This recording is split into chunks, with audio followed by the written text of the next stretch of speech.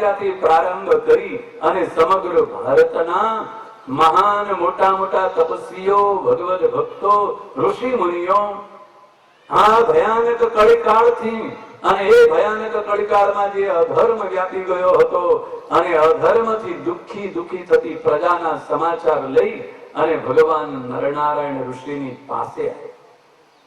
બદ્રિકાશ્રમ ધામમાં ભગવાન નરનારાયણ ઋષિને નિવેદન કરવા આવ્યા છે કે પ્રભુ, તમારી પ્રજા, ભારત વર્ષની પ્રજા, તમે ભરતખંડના રાજા ધીરાજ, ભરતખંડમાં જે કોઈ મનુષ્યનો જન્મ મળે એને આત્યંતિક મોક્ષ અપાવવા માટે તમે જે તપ કરો છો એ તમારી પ્રજા, એ ભારત વર્ષની પ્રજા જે દુઃખી છે, કેવી દુઃખી છે? જે રક્ષકો છે ને એ જ ભક્ષકો બની ગયા છે. રાજ્ય સત્તામાં જ અધર્મ વ્યાપી ગયો છે. ધર્મની ધજા ફરકાવનારા જ અધર્મનું આચરણ કરે છે. કોઈ ભેગ ધારણ કરનારા એ જ અધર્મનું આચરણ કરે છે અને ધર્મના સ્થાનકોમાં ભયાનક ધર્મ થાય છે. ધર્મના નામે જીવ હિંસા થાય છે, યજ્ઞના નામે માંસ મદિરાનું ભક્ષણ થાય છે. આવો ભયાનક અધર્મ કળીકાળમાં આ પૃથ્વી પર વ્યાપી ગયો છે. એનાથી હે પ્રભુ, તમારા આશ્રિત એવા અમે સૌ તમારા ભક્તોને બહુ જ દુઃખ અને વેદના થાય છે. ક્યાંય સાચી ભગવાનની ભક્તિ થતી નથી, ક્યાંય સાચી ભગવાનની ઉપાસના ટકી નથી. બધે જ દંભ અને આડંબરે સામ્રાજ્ય વ્યાપી લીધું છે. જ્યાં જુઓ ત્યાં દંભ અને આડંબરના કારણે ઉપાસના એ પણ અવળા માર્ગે વળી ગઈ છે. ઉપાસના શુદ્ધ રહી નથી, ભગવાનની ભક્તિ પણ શુદ્ધ રહી નથી. એટલે હે પ્રભુ, તમે કઈક અમારા ઉપર કૃપા કરો. આમ ભગવાન નરનારાયણને પ્રાર્થના કરવા માટે આવેલા 88,000 ઋષિ મુનિઓમાં સૌથી વયોવૃદ્ધ, જ્ઞાનવૃદ્ધ એવા મરીચી નામના ઋષિ હતા. એ મરીચી નામના ઋષિને આગળ કર્યા. અમારા સૌના વતી તમે એક ભગવાન નરનારાયણને પ્રાર્થના કરો. ભગવાન નરનારાયણ ઋષિ એ અલકનંદા ગંગાના પવિત્ર નીરમાં પ્રાતઃકાળમાં બ્રાહ્મ મુહૂર્તમાં સ્નાન કરી અને વિશાળા નામની બોરડીનું વૃક્ષ, એ વિશાળા નામની બોરડીના વૃક્ષ નીચે નિત્ય કર્મ કરવા, પોતાનું પ્રાતઃ કર્મ, નિત્ય કર્મ પૂજા કરતા હતા, સ્વ સ્વરૂપનું ધ્યાન કરતા હતા. ત્યારે આટલા બધા ઋષિ મુનિઓ આવી ગયા. ભગવાન નરનારાયણના દર્શન કરે, સાષ્ટાંગ દંડવત પ્રણામ કરી અને સૌ શાંત ચિત્તે ભગવાન નરનારાયણની સન્મુખ બેસી ગયા છે. પણ એ વિશાળા નામની બોરડી, એનું નામ જ વિશાળા છે ને, એવો ગુણ છે. જેટલા માણસો આવે ને એ બધાને એમાં સમાવી લે છે. 50 માણસો આવીને બેઠા હોય ને તો એ વિશાળા બોરડીના વૃક્ષનો છાંયો 50 માણસો બેસે એટલો વિસ્તરે, અને એ જ બોરડીના છાંયે લાખ માણસો આવીને બેસે ને તો એ બોરડીનો છાંયો તરત જ લાખ માણસોને સમાવી દે એટલો વિસ્તાર પામે. એટલે એનું નામ છે વિશાલા. આપણે તો મંડપ રચ્યો હોય, નક્કી હોય કે આમાં 1000 માણસો બેસશે. 1000 ને બદલે જો 2000 આવે ને તો અફડા તફડી થઈ જાય, ધક્કાધક્કી થઈ જાય, બહાર ભીડો થઈ જાય. એ વધે નહીં મંડપ. એના માટે બહુ મહેનત કરવી પડે. પણ આ વિશાળા નામની બોરડી, ભગવાન જ્યાં નરનારાયણ ઋષિ તપ કરે છે, 88,000 ઋષિ મુનિઓ આવ્યા. 88,000 ઋષિ મુનિઓ એ બોરડીની છાયા નીચે આવીને સમાઈ ગયા છે, શાંત ચિત્તે બેસી ગયા છે. ભગવાન નરનારાયણને પ્રાર્થના કરવા મળ્યા. આટલા બધા ઋષિ મુનિઓ આ ધર્મારણ્ય ક્ષેત્રમાં ધર્મ ઋષિના આશ્રમમાં નરનારાયણ પ્રભુના દર્શન કરવા આવ્યા છે. એટલે પરમાત્માના માતા પિતા ધર્મ અને મૂર્તિને સમાચાર મળ્યા. દૂર છે એમનું ગામ. મૂર્તિ દેવીનું સ્થાન જોયું છે ને, બદ્રિકાશ્રમના દર્શન કરવા ગયા છે બદ્રીનાથના.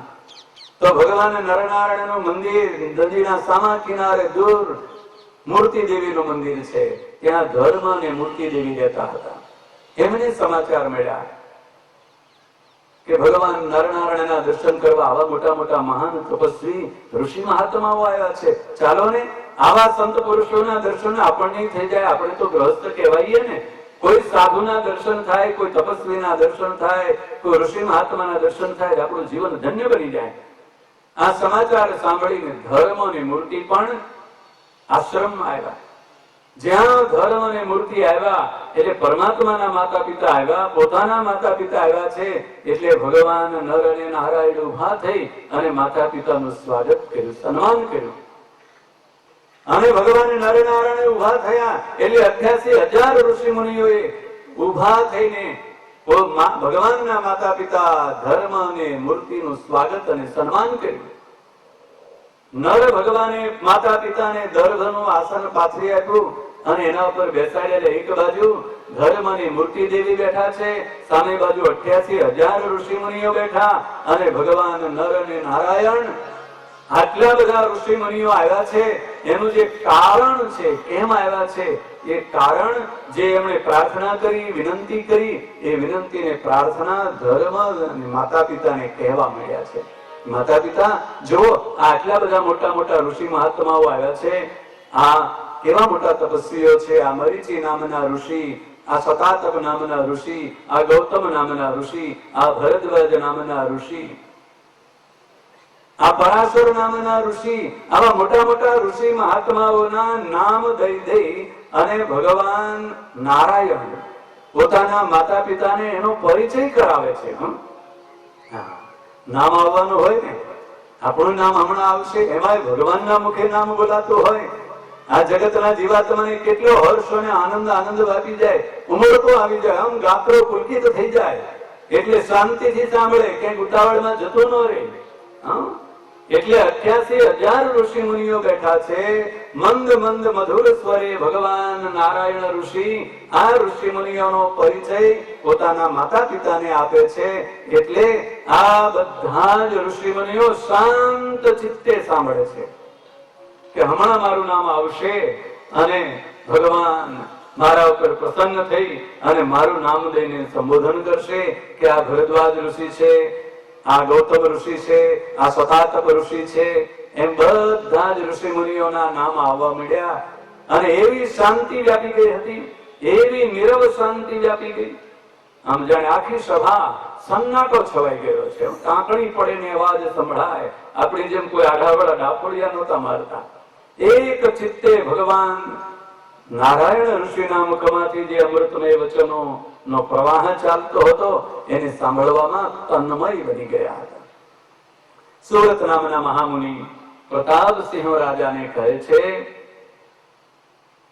કે આ સમાચાર આખી ત્રિલોકીમાં વ્યાપી ગયા. 88,000 ઋષિ મુનિઓ ભગવાન નરનારાયણ ઋષિના દર્શન કરવા આવ્યા છે અને ભગવાન નરનારાયણ ઋષિ આ બધા જ તપસ્વીઓને, આ ઋષિ મહાત્માઓને પોતાના તપમાંથી નિવૃત્તિ લઈ અને મળે છે અને સૌની વાત સાંભળે છે. આવા તપસ્વી આપણી વાત સાંભળે છે, ચાલો આપણે દર્શન કરવા જઈએ. મળતા નથી અને મળવાનો સમય મળ્યો છે, સૌને મળે છે તો આપણને મળશે, આપણને પણ દર્શન થઈ જશે. આવી આશાથી ત્રિલોકીના મોટા મોટા દેવતાઓ, કેટલાક મોટા મોટા યોગીઓ, મહાન તપસ્વીઓ, સમાધિનિષ્ઠો પણ સમાધિમાં ખબર પડી કે ભગવાન નરનારાયણના દર્શન થયા છે. ભગવાન નરનારાયણ ઋષિ દયા કરી, કરુણા કરી અને દર્શન આપે છે. દર્શન આપવાના જ્યાં સમાચાર સાંભળે પડાપડી થવા મળ્યો, દર્શન કરવા દોડા દોડ થવા મળ્યો. હમણાં જ પ્રબોધિની એકાદશીના દિવસે રાત્રે 4 વાગે જાહેરાત થઈ કે રંગમહલમાં ઘનશ્યામ મહારાજના સ્વરૂપના દર્શન બહેનોને થવાના છે. રાત્રે 4 વાગે જાહેરાત થઈ અને ઘડીક વારમાં તો જો 2000 બહેનો ઉમટી પડ્યા. સવારના 6 વાગતા સુધીમાં તો ચોક ભરાઈ ગયો. નકરા બહેનોનો ઢગલો, 2000 બહેનો રંગમહલના ઘનશ્યામ મહારાજના દર્શન. સમાચાર સાંભળ્યા, હાજર ખબર એ નહોતી કોઈને. રાતે 2 વાગે 4 વાગે જાહેરાત થઈ કે દર્શન કરવાની અહીંયા રજા મળશે. ઘનશ્યામ મહારાજ પ્રભુએ દયા કરી છે, બહેનોને દર્શન આપવાના છે. નહીં તો કોઈ દિવસ બહેનોને દર્શન ઘનશ્યામ મહારાજ ના થાય નહીં. 2000 બહેનો તૂટી પડ્યા. એમ ભગવાન નરનારાયણના સમાચાર ત્રિલોકીમાં વ્યાપી ગયા કે ભગવાન નરનારાયણ આ 88,000 ઋષિ મુનિઓના દર્શન દેવા પર્ણકુટીમાંથી બહાર પધાર્યા છે અને દર્શન થાય છે. એટલે આખી ત્રિલોકીના મોટા મોટા દેવતાઓ, યોગીઓ અને તપસ્વીઓ અને સિદ્ધો ભગવાન નરનારાયણના દર્શન કરવા બદ્રિકાશ્રમ ધામમાં ઉમટી પડ્યા. એટલા બધા ઋષિ મુનિઓ આવવા મળ્યા છે ને, એ બધા જવા મળ્યા છે એના સમાચાર કૈલાસમાં સમાધિમાં બેઠેલા દુર્વાસા મુનિને પણ ખબર પડી. ભગવાન નરનારાયણના દર્શન કર્યા, ઘણા વર્ષો થઈ ગયા, હાલો ને આપણે જઈએ. અને દુર્વાસા મુનિ સમાધિમાંથી ઉભા થયા, તપ કરતા હતા. ત્યાંથી કૈલાસમાંથી સીધા આવ્યા બદ્રિકાશ્રમ ધામમાં. ભગવાન નરનારાયણ ઋષિના દર્શન કરવા આવેલા અસંખ્ય મહાત્માઓ, મહાપુરુષો, તપસ્વીઓ, યોગીઓ એને ભગવાન નારાયણ ઋષિના મુખમાંથી નીકળતા અમૃતમય વચનો એ સાંભળવામાં એવા તલ્લીન બની ગયેલા હતા. 88,000 ઋષિ મુનિઓ સભામાં બેઠા હતા. ભગવાન નારાયણ ઋષિના અમૃતમય વચનો સાંભળતા હતા. અને દુર્વાસા મુનિ આવી ગયા પાછળ સભામાં દૂર ઉભા રહ્યા. કૈલાસમાંથી આવ્યા હતા ને, થોડોક આમ પાવર હતો. કોણ જાણે કંઈક એવો પાવર હતો કે મારા જેવો તપસ્વી બીજો કોઈ નહીં. અને શાસ્ત્રનો નિયમ છે, કોઈ તપસ્વી આવે, કોઈ વડીલ આવે, કોઈ મોટો પોતાનો વડીલો આવ્યા હોય તો એનો આગતા સ્વાગતા કરીને આસન બેસવાનું પહેલા એને આપવું જોઈએ. અને દુર્વાસા મુનિ આવીને ઉભા રહ્યા. પણ આટલા બધા ઋષિ મુનિઓ ભગવાન નારાયણ ઋષિના અમૃતમય વચનો સાંભળવામાં તલ્લીન બની ગયા હતા. કોણ આવ્યું ને કોણ ગયું કઈ ખબર નથી. દેહનો ભાન ભૂલી અને પરમાત્માના સ્વરૂપનો ચિંતનમાં નિમગ્ન બની ગયેલા ઋષિ મુનિઓને દુર્વાસા આવ્યાની ખબર ન પડી. અને દુર્વાસાને એમ કે આ તો ધર્મ ઋષિનો આશ્રમ, ધર્મારણ્ય ક્ષેત્ર, અહીંયા તો બધા ધર્મનું પાલન કરે. ધર્મ તો એમ કહે છે કોઈ વડીલ આવે, કોઈ તપસ્વી આવે એનું સ્વાગત કરવું જોઈએ. અરે મને તપસ્વી ન માને, મારા કરતા મોટા તપસ્વી, પણ વડીલ તો હું ખરો ને બધાયનો. કેમ? દુર્વાસા બ્રહ્માજીના માનસ પુત્ર, સૌ પહેલા એમનો જન્મ થયેલો છે. બીજા બધા એમના નાના ભાઈઓ કહેવાય. સનકાદિકો સૌથી મોટા. પ્રથમ સતયુગમાં જ્યારે સંકલ્પ સૃષ્ટિ હતી ત્યારે પિતામહ બ્રહ્માજીએ 4 પુત્રોનો સંકલ્પ કર્યો અને સનકાદિક કુમારો પુત્ર રૂપે મળ્યા. સનત, સનંદન, સનાતન અને સનત કુમાર.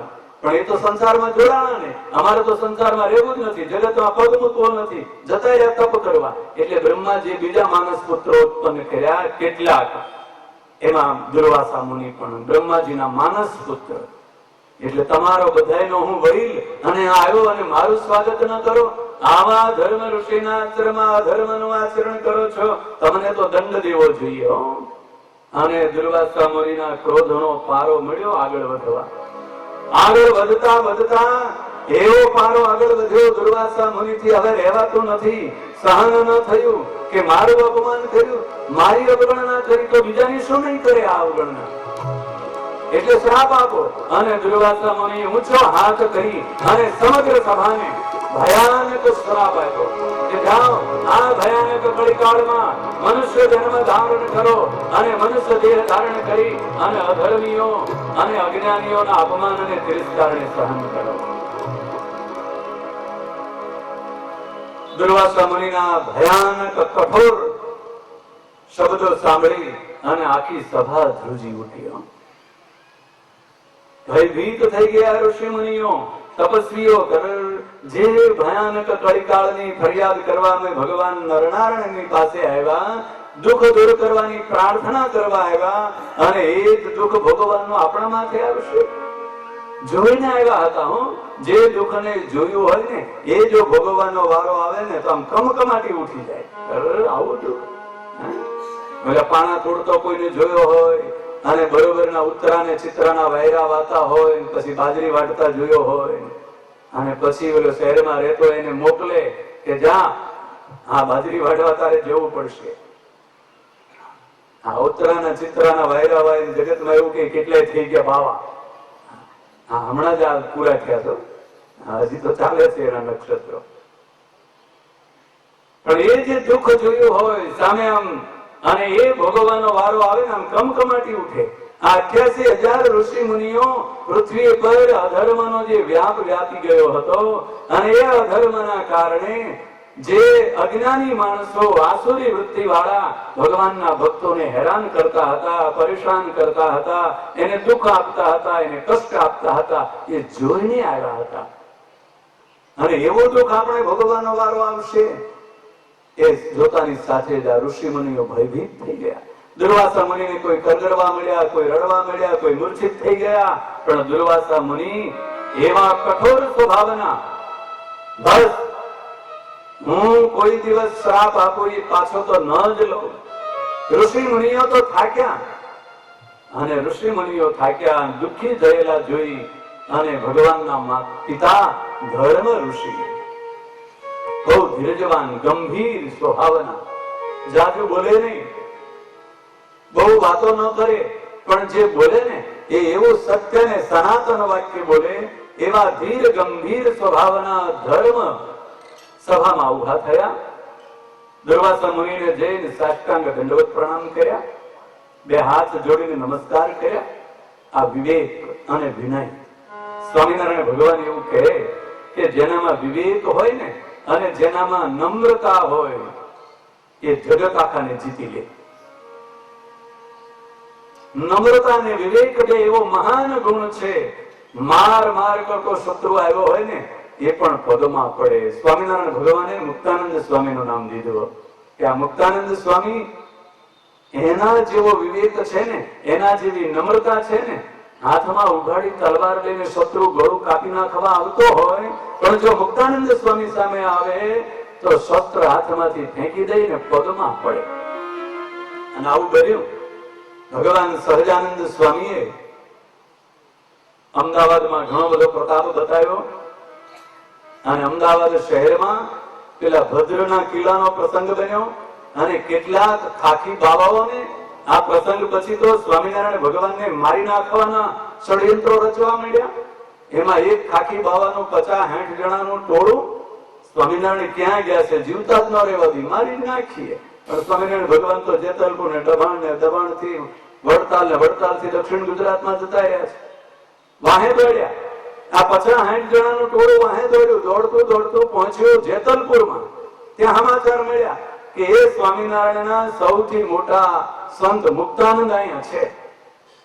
એટલે એમાંથી ખાખી બધા બાવાઓ હતા ને, એને એમ થયું કે લાવ ને પેલા એનો ખોડો કાઢી નાખીએ, પેલા એને મારી નાખીએ. એ મુક્તાનંદના કારણે સ્વામિનારાયણ અમદાવાદમાં આવવા માંડ્યા છે કે આ મુક્તાનંદે અહીં બધો એનો પ્રચાર કર્યો છે, મુક્તાનંદ મારો. એટલે 50-60 નું ટોળું સીધું જેતલપુર મંદિરમાં ઘેર્યું. અને મુક્તાનંદ સ્વામી તો એ વખતે બરોબર કે ભગવાનની સેવામાં આમથી તેમ આટા મારતા હતા.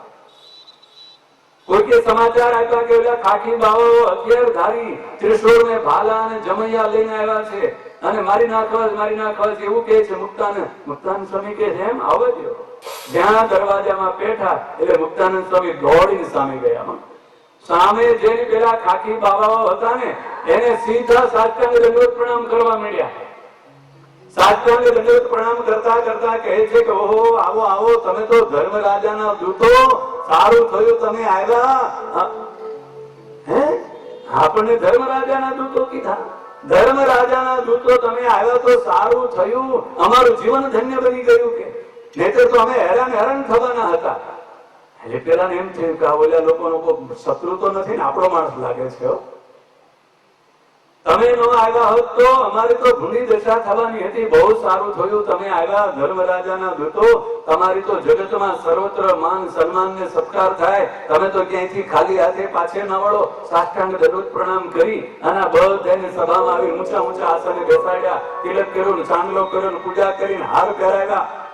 પેલા તો ભૂલી જ ગયા મુક્તાનંદ કોણ છે તો ઓળખાવો. આ મુક્તાનંદ સ્વામી કરે આવ્યા, મુક્તાનંદ સ્વામીને મારી નાખવા. પૂછવાનું ભૂલી ગયા. માન સન્માન મળે એટલે માણસ પોતાના ઈરાદાને ભૂલી જાય, જ્ઞાનને ભૂલી જાય. સન્માન મળે, સત્કાર મળે, યશ મળે, કીર્તિ મળે એટલે પોતાની ઓકાત ભૂલાઈ જાય. હું કોણ છું એ ભૂલી જાય, હું શું કરવા આવ્યું છે એ ભૂલાઈ જાય. વખાણ અને પ્રશંસાના પંપ લાગવા મળે ને એટલે આ જગતનો માણસ પેલો જેમ ફુગ્ગો ફૂલે એમ ફૂલાય અને પછી કાહો તૂટે. હવે કાહો તો નથી, બટન તૂટે, બટન ગયા તો ચેન પોળી થઈ જાય. આવું થાય. આ વખાણ થવા મળે, વખાણ અને પ્રશંસા થાય, વખાણ અને પ્રશંસામાં લેવાનું કાહો તૂટી, બટન તૂટ્યા ને ચેનો પોળી થઈ ગઈ, સમજવાનું કે એનું આવી ગયું, એની અધોગતિ થાય. વખાણ જેને સારા લાગતા હોય, પ્રશંસા જેને સારી લાગતી હોય, એનું આવું થાય. ઓ તમે તો દાદા ખાચર જેવા લે, ઘણા આવું બોલે, એલા દાદા ખાચર નો એક બગલના વાળ જેવાય થવાની તાકાત ન હોય અને એમ કેવડાવે. અને પછી ઘણા એમ કે હો ફલાણા તો મુક્તાનંદ સ્વામી જેવા, ઓલા તો ગોપાળાનંદ સ્વામી જેવા. હા, હવે એમાંનું કઈ એક આમ તળ ભારે કઈ ગુણ ન હોય અને મુક્તાનંદ સ્વામી ને ગોપાળાનંદ સ્વામી ની ઉપમા મળે એટલે પેલાની આમ કાહો તૂટવા મળે કે હા કઈક હો તો હા, દાદા ખાચર જેવા, પરબતભાઈ જેવા આવા માણસ, આ લોકો આવી વાતો કરે. એમ પ્રશંસા ને વખાણ જગતના જીવ માત્ર ને, ભક્ત હોય કે અભક્ત હોય, એ સૌને વાલી લાગે. મુક્તાનંદ સ્વામી વખાણ કર્યા ને પ્રશંસા કરીને ઓલા ભૂલી ગયા કે અમે કોને મારવા આવ્યા છે, શું કરવા આવ્યા, આ કોણ અમારું સન્માન કરે એ ભૂલાઈ ગયું. પૂછ્યો નહીં એટલે તારું નામ શું, નામ પૂછે તો ખબર પડે ને. ખબર આવી પીવડાવી મુક્તાનંદ સ્વામી વળાવી દીધા, જાઓ. હા, મુક્તાનંદ સ્વામી કઈ ડખો ગમે નહીં, ખબર આવી પીવડાવ સન્માન કરીને ગયા. ઓલા ભૂલી ગયા હતા મારી નાખવા આવ્યા. આ વિનમ્રતા અને નમ્રતા સદગુણ મોટામાં મોટો. ભગવાનના પિતા ધર્મ ઋષિમાં પણ આવો જ નમ્રતાનો ગુણ, વિનમ્રતા પૂર્વક, વિનય પૂર્વક દુર્વાસા મુનિને બે હાથ જોડીને સાષ્ટાંગ દંડવત પ્રણામ કરી અને ધર્મ ઋષિ કહેવા મળ્યા કે હે ગુરુ મહારાજ, તમે તો મારા ગુરુ છો, અમારા જેવા ગૃહસ્થના આંગણે તમે પધાર્યા, તમારા ચરણારવિંદથી અમારા ગૃહસ્થનું ઘર તો પાવન બની ગયું. તમારા જેવા સંત મહાત્મા, તમારા જેવા તપસ્વીના ચરણારવિંદ અમારા જેવા ગૃહસ્થના ઘરે આંગણે પડવા, એ તો કેટલાય જન્મ જન્માંતરોના સત્કર્મ પુણ્ય કર્મ ભેળા થાય ત્યારે તમારા જેવા સંત ગૃહસ્થના આંગણે આવે. અને દુર્વાસા મુનિને બહુ મીઠું લાગ્યું. સારું લાગે ને, વખાણ તો હોવ ને સારા લાગે. અને પછી ધર્મદેવ કહે છે કે ગુરુ મહારાજ, આ મારું ઘર, મારો આશ્રમ કહેવાય છે અને અમે રહ્યા ગ્રહસ્થ. એટલે ગ્રહસ્થોને ઘર હોય, ત્યાગીને તો ઘર હોય નહીં, ત્યાગીને તો કઈ ઠેકાણું ન હોય, જ્યાં જાય એનું ઘર. આ બધા મારા આંગણે આટલા બધા તપસ્વીઓ, મરીચી આદિ ઋષિ મુનિઓ આવ્યા છે, એ બધા મારા મહેમાનો છે. તમારું સન્માન કરવું, તમારો સત્કાર કરવો એ જવાબદારી તો મારી છે. અને મેં તમારું સન્માન ન કર્યું, સત્કાર ન કર્યો એટલે તમારે જેટલો પણ કઠોરમાં કઠોર દંડ દેવાનો હોય બધો મને દો. પણ આ બધા સાધુ મહાત્માઓ, 88,000 ઋષિ મુનિઓ બિચારા નિર્દોષ છે, નથી એનું ઘર, નથી એનું સ્થાન, અને એ તો સાધુ, એ તમારું બિચારા શું સન્માન કરે? એટલે વાંક તો મારો છે. ધર્મ ઋષિ શું કહે છે કે હે દુર્વાસા મુનિ, તમારું સન્માન ન થયું, તમારો સત્કાર ન થયો, એ બધો વાંક અને દોષ માત્ર મારો છે. એટલે મને એકલાને તમારે જેટલો કઠોર દંડ દેવો એટલો દો, પણ આ ઋષિ મુનિઓને છોડો, એને દંડ ન આપો. અને દુર્વાસા જેવા દુર્વાસા પથ્થર હૃદયના દુર્વાસા મુનિનું હૃદય પણ પીગળી ગયું ધર્મદેવની વિનમ્રતા આગળ. એમની નમ્રતા અને વિનયની આગળ દુર્વાસા મુનિ કહેવા મળ્યા કે હું જગતમાં પ્રસિદ્ધ છું, કોઈ દિવસ એક વખત શ્રાપ આપું એમાં કોઈ ફેરફાર કરતો નથી, મારું બોલેલું વચન ખોટું નહીં પડે. પણ તમારા વાતને સાંભળીને મારા હૃદયમાં કઈક વિચાર આવ્યો છે, જાઓ અનુગ્રહ કરું છું, શ્રાપના ભેળો ભેળો આશીર્વાદ આપી દઉં છું કે હે ધર્મ, આખી સભાને શ્રાપ થયો છે એટલે તમારે મનુષ્ય દેહ ધારણ કરવો પડશે. અને આ તમારા પુત્ર ભગવાન પુરુષોત્તમ નારાયણ, નરનારાયણ મહાપ્રભુ, એ તમારા પુત્ર થશે. અને એના દર્શન અને સમાગમ કરવાથી મારા શ્રાપનો છુટકારો. આટલો અનુગ્રહ કરી અને દુર્વાસા મુનિ ત્યાંથી ચાલી ગયા. સુરત નામના મહામુનિ પ્રતાપસિંહ રાજાને કહે છે, દુર્વાસા મુનિના શ્રાપને નિમિત્ત બનાવ્યો. ઋષિ મુનિઓ અને ધર્મ હજી તો ભયભીત છે કે શ્રાપની નિવૃત્તિ તો થઈ નહીં, મનુષ્ય જન્મ લેવો પડશે, અધર્મીઓના અપમાન અને તિરસ્કાર સહન કરવા પડશે, માર ખાવો પડશે. એટલે દુઃખી દુઃખી બની ગયેલા ઋષિ મુનિઓને સાંત્વના આપવા માટે ભગવાન નરનારાયણ ઋષિ કહે છે કે હે મહાત્માઓ, હે મહાપુરુષો, તમે ચિંતા ન કરતા. આ અમારો જે શ્રાપ છે ને, એ શ્રાપ તો આ દુર્વાસા મુનિનો જે શ્રાપ છે એ તો અમારી ઈચ્છાથી થયો છે. આ દુર્વાસા મુનિના શ્રાપને જો મિથ્યા કરવો હોય ને ખોટો કરવો હોય ને તો ભગવાન નારાયણ ઋષિ કહે છે અમે સમર્થ છીએ એ આમ ચપટી વગાડતા દુર્વાસા મુનિના શ્રાપને મિથ્યા કરી નાખીએ, પણ અમારી ઈચ્છાથી અને અમારા સંકલ્પથી શ્રાપ તમને સૌને મળ્યો છે ને, એટલે તમે ચિંતા ન કરશો. મનુષ્ય દેહ ધારણ કરો અને અમે પણ તમારી પાછળ ને પાછળ આવીશું અને તમને દુર્વાસા મુનિના શ્રાપથી છોડાવીશું. અસુરો, અધાર્મિકો, આસુરી વૃત્તિ વાળા એવા અભક્તોના ત્રાસથી અને દુઃખથી પણ ભગવાન શ્રી નરનારાયણ ઋષિ કહે છે અમે છોડાવીશું, તમે ચિંતા ન કરશો. આજ મારા પિતા ધર્મ એ પ્રથમ જ છે, એના પુત્ર બનીશું. અને ઉદ્ધવજીને આજ્ઞા કરી કે સૌ પ્રથમ તમારે જવાનું છે અને તમને જે આપેલી આજ્ઞા એનું જે પાલન તમે કર્યું નથી એ આજ્ઞાનું પાલન કરવા તમારે પ્રથમ જવાનું છે. અને તમારા જ નામથી અમે ધર્મની ધજા જગત ઉપર ફરકાવીશું અને એ ધર્મની ધજા પૃથ્વી પર તમારા જ નામથી પ્રસિદ્ધ થશે. એ ઉદ્ધવ સંપ્રદાયનો પ્રચાર અને પ્રસાર કરવા સ્વયં અમે મનુષ્ય જન્મ ધારણ કરીશું. ભગવાન નારાયણ ઋષિના આવા વચનો સાંભળી ઋષિ મુનિઓને કંઈક હૃદયમાં સાંત્વના વળી કે ભગવાન આવવાના છે ને, બસ પરમાત્મા આવવાના છે ને, પરમાત્માના દર્શન થશે, પરમાત્માની સેવાનો અવસર મળશે, પરમાત્માની આજ્ઞા પાલન કરવાનો અવસર મળશે. એટલે પેલા આસુરી વૃત્તિ વાળા, આસુરી બુદ્ધિ વાળા એવા અસુરો જે કઈ દુઃખ આપશે, ત્રાસ આપશે એને સહન કરી લઈશું. એ સહન કરવાની હિંમત આવી અને ભગવાન નરનારાયણ ઋષિ આજ્ઞા કરી એટલે 88,000 ઋષિ મુનિઓ, ઉદ્ધવાદિક મોટા મોટા તપસ્વીઓ ભગવાન નરનારાયણની આજ્ઞાથી આ પૃથ્વી ઉપર યોગ્ય એવા માતા પિતાની શોધ કરવા માંડ્યા. ક્યાં જન્મ લેવો? માતા પિતા મળવા જોઈએ ને યોગ્ય, જેનામાં ધર્મ હોય, જેનામાં ભગવાનની ભક્તિ હોય. પરમાત્માને તો આજ પણ પ્રગટ થવું છે. યુગે યુગે કહે છે ને, સંભવામી યુગે યુગે, યુગ યુગમાં એટલે વર્ષો વર્ષ, દિવસો દિવસ, દરેકે દરેક દિવસમાં ભગવાનને અવતાર ધારણ કરવો છે. એક જન્માષ્ટમીને જન્મ દિવસ નહીં, એક રામનવમીને જન્મ દિવસ નહીં, બધી તિથિઓને જન્મ દિવસ બનાવવા છે ભગવાનને. પણ ભગવાનને પ્રગટ થવા, જન્મ ધારણ કરાવવા યોગ્ય એવા માતા પિતાની ભેટો નથી થતો.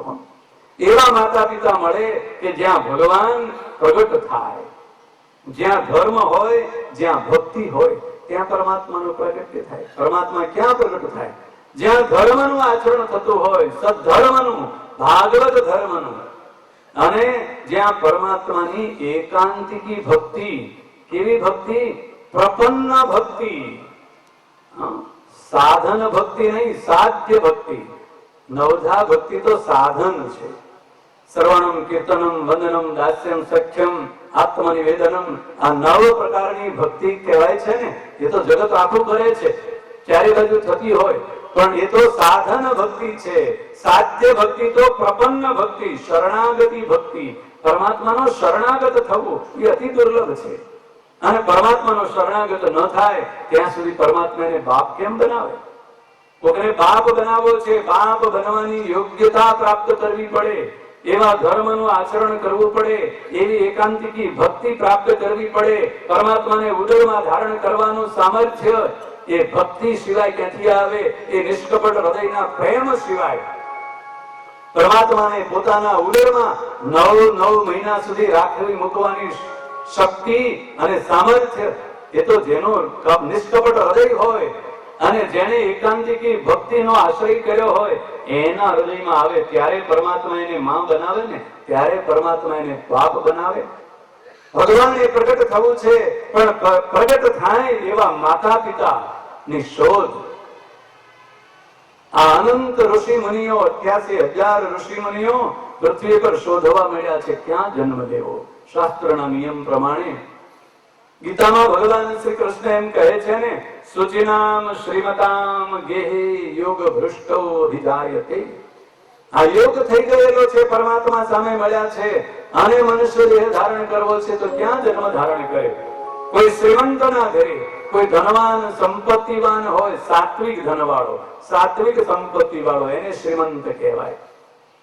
અને કોઈ સુચિનામ અતિ પવિત્ર પરમાત્માનો એકાંતિક ભક્ત હોય, ધર્મનું આચરણ કરતો હોય, પરમાત્માને એકાંતિક ભક્તિ કરતો હોય, જગતના કોઈ પણ પદાર્થોમાં, વિષયોમાં, ધન સંપત્તિ અને વૈભવોમાં જેને સહેજ પણ આસક્તિ નથી, એવો જે શુચિ અતિ પવિત્ર એવો જે જીવાત્મા, એને ત્યાં યોગ ભ્રષ્ટ એવો જીવાત્મા જન્મ ધારણ કરે.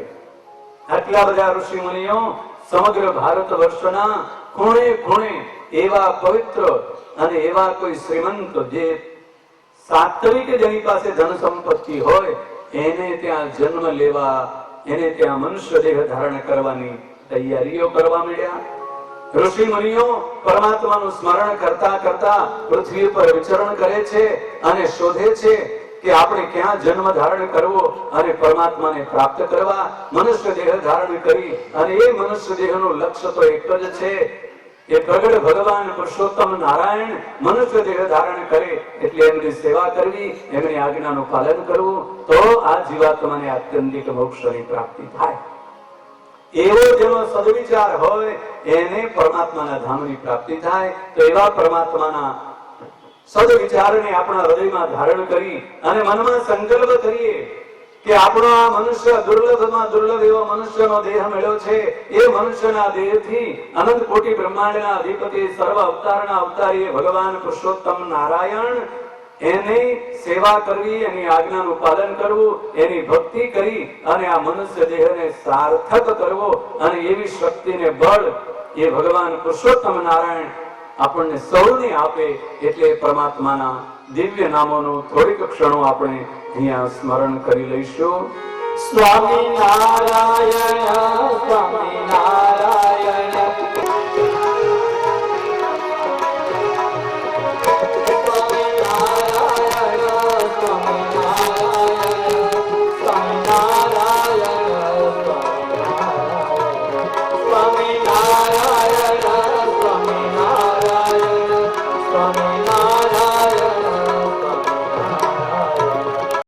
સહજાનંદ સ્વામિનારાયણ કી જય. શ્રીમદ સત્સંગી જીવન ધર્મ શાસ્ત્રમાં સદાનંદ સ્વામી ભગવાન શ્રી હરિ મહાપ્રભુના દિવ્ય ચરિત્રોનું વર્ણન કરે છે. સુરત નામના મહામુનિ પ્રતાપસિંહ રાજાને જગન્નાથપુરી જેવા પવિત્ર તીર્થ ક્ષેત્રમાં તેની કથા સંભળાવતા કહે છે, અનંત કોટી બ્રહ્માંડના અધિપતિ એવા ભગવાન પુરુષોત્તમ નારાયણે અનંત જીવાત્માઓને પોતાના દિવ્ય સ્વરૂપનું જ્ઞાન આપી અને આત્યંતિક મોક્ષની પ્રાપ્તિ થાય એટલા માટે મનુષ્ય દેહ ધારણ કરવાનો સંકલ્પ કર્યો. મનુષ્ય દેહ ધારણ કરી અને અનંત જીવાત્માઓને ધર્મ, ભક્તિ, જ્ઞાન, વૈરાગ્યનો ઉપદેશ આપી સંસારની આસક્તિને છોડાવી પોતાની એકાંતિકી ભક્તિ કરાવવા માટે, પોતાના દિવ્ય સ્વરૂપનું જ્ઞાન આપવા માટે મનુષ્ય દેહ ધારણ કરવાનો સંકલ્પ કર્યો. મરીચી આદિ 88,000 ઋષિ મુનિઓ આવ્યા અને દુર્વાસા મુનિનું આગમન થયું. દુર્વાસા મુનિના શ્રાપને નિમિત્ત બનાવ્યો જન્મ ધારણ કરવા. જન્મ ધારણ કરવો છે પણ કંઈક તો નિમિત્ત જોઈએ ને. દુર્વાસા મુનિના શ્રાપને નિમિત્ત બનાવી અને પરમાત્માએ મનુષ્ય દેહ ધારણ કરવાનો સંકલ્પ કર્યો. સભામાં બેઠેલા સમગ્ર ઋષિ મુનિઓ, તપસ્વીઓ, સ્વયં ભગવાનના માતા પિતા ઉદ્ધવજી, આ સૌને શ્રાપ છે. ભગવાન શ્રી હરિ મહાપ્રભુ કહે છે કે હે મહાત્માઓ, તમે ચિંતા ન કરશો, પૃથ્વી પર જાઓ, યોગ્ય એવા માતા પિતાની શોધ કરી, પસંદ કરી અને મનુષ્ય દેહ ધારણ કરો, અમારી પ્રતીક્ષા કરો અને અમે મનુષ્ય દેહ ધારણ કરીને આવીશું. સ્વયં ભગવાનના માતા પિતા અને ઉદ્ધવજીને પણ પ્રભુએ આજ્ઞા કરી. સૌ પહેલા મોકલ્યા ઉદ્ધવજીને, જાઓ તમે. પરમાત્માની આજ્ઞા થઈ છે, જે આજ્ઞા કરી છે એ આજ્ઞાનું પાલન કરાવવા માટે પ્રવાસના સમુદ્રના કિનારે ભગવાન શ્રી કૃષ્ણએ જે જ્ઞાનનો, જે એકાંતિકી ભક્તિનો, જે સર્વોપરી પરમાત્માના સ્વરૂપને, જગતના જીવને ઓળખાવાનો આદેશ કર્યો છે ને, એ હજી બાકી છે. 5000 વર્ષ વીતી ગયા. આજે એ સંકલ્પ, એ આજ્ઞાનું પાલન થઈ શકશે એટલે મનુષ્ય દેહ ધારણ કરવા ઉદ્ધવજી પ્રભુની આજ્ઞાથી પૃથ્વી પર મનુષ્ય દેહ ધારણ કરવાનો સંકલ્પ કર્યો. ક્યાં દેહ ધારણ કરવો? પણ માતા પિતાને પસંદ કરવા. આમ અંતરદ્રષ્ટિ કરી અને પરમાત્માની કૃપાથી શોધતા શોધતા ઉત્તર કૌશળ દેશમાં મર્યાદા પુરુષોત્તમ ભગવાન રામની પ્રાગટ્ય ભૂમિ અયોધ્યા, એ સરયુ ગંગાના કિનારે અયોધ્યા નગરમાં એક અજય નામના વિપ્ર અને સુમતિ નામના માતા, આ દંપતીને ઉદ્ધવજીએ પસંદ કર્યા. બસ અહીંયા જન્મ લેવો છે.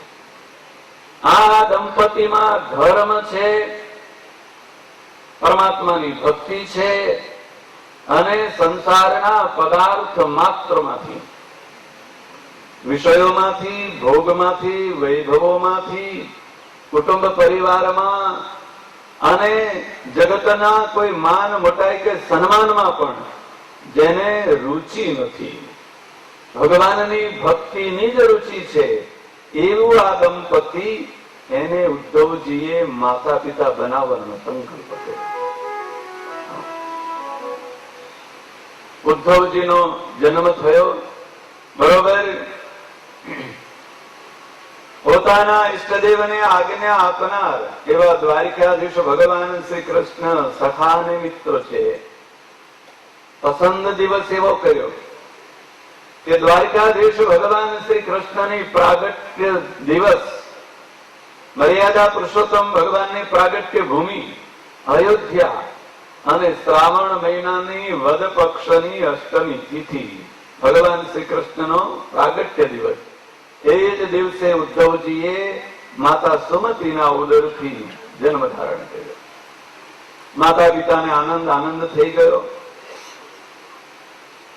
પ્રભુ રામની પ્રાગટ્ય ભૂમિમાં રહીએ છીએ, પરમાત્માની ભક્તિ છે અને પરમાત્માની કૃપાથી જો તો ખરા કેવા સુંદર પુત્ર રત્નની પ્રાપ્તિ થઈ. માતા પિતાએ રામચંદ્ર એવું નામ ધારણ કરાયું.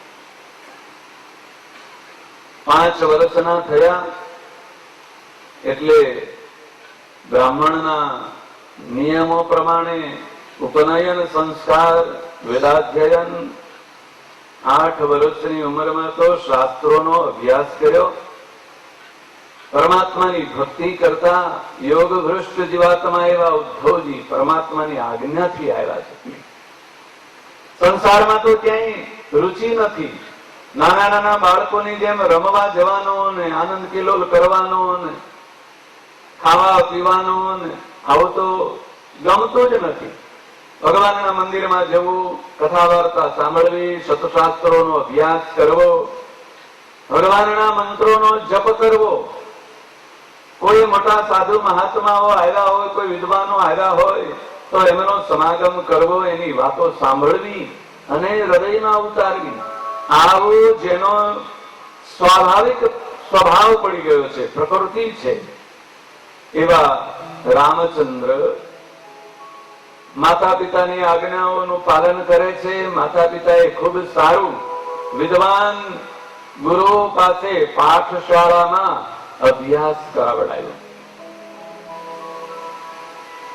8 વર્ષની ઉંમર થઈ એટલે રામચંદ્ર કોઈ સાધુ મહાત્મા હતા, એમની પાસેથી વાત સાંભળી કે આ મનુષ્ય જન્મ મળ્યો છે, માણસનો દેહ, એ મનુષ્યના દેહ કરીને જો ભગવાનની પ્રાપ્તિ ન થાય તો આ મનુષ્ય જન્મ નિરર્થક નકામો ગયો કહેવાય. મનુષ્ય જન્મ મળ્યો છે અને ભગવાનની પ્રાપ્તિ ન થાય. કોઈની પાસે 1 કરોડ રૂપિયા હોય, જંગલમાં એની પાસે કરોડ રૂપિયા મળ્યા હોય, એ શું કરે?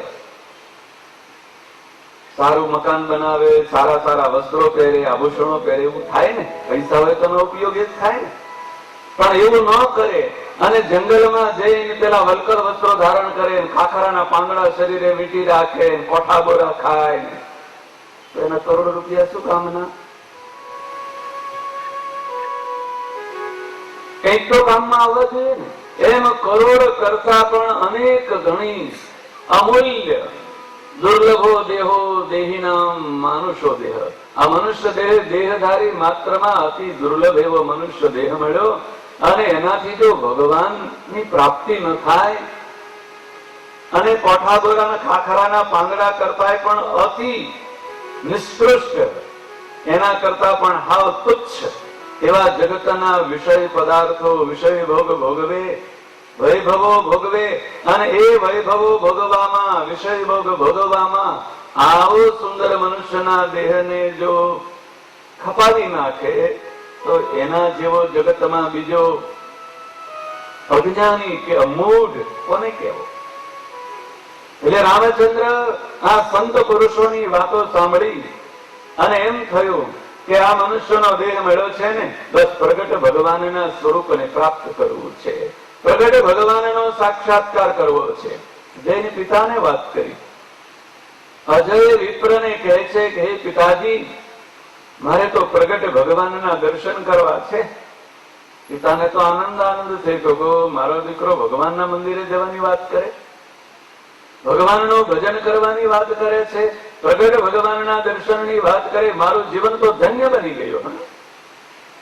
લોકોના દીકરાઓ તો પૈસા કમાવાનું, ધન કમાવાનું, પૈસા એકઠા કરવાના, મોજ શોખ કરવાનું, કેટલાય પ્રકારની વાતો બાપની પાસે આવીને પરાણી કરાવતા હોય. હા, પેલા તમારા મિત્ર, પેલા તમારા સગાન, પેલો મારો ક્લાસમેટ, એ તો આવી સરસ બાઇસિકલ લાવ્યો છે, આવું સરસ મોટરસાયકલ લાવ્યો, આવી ગાડી લાવ્યો છે, મારે આવી જોઈએ.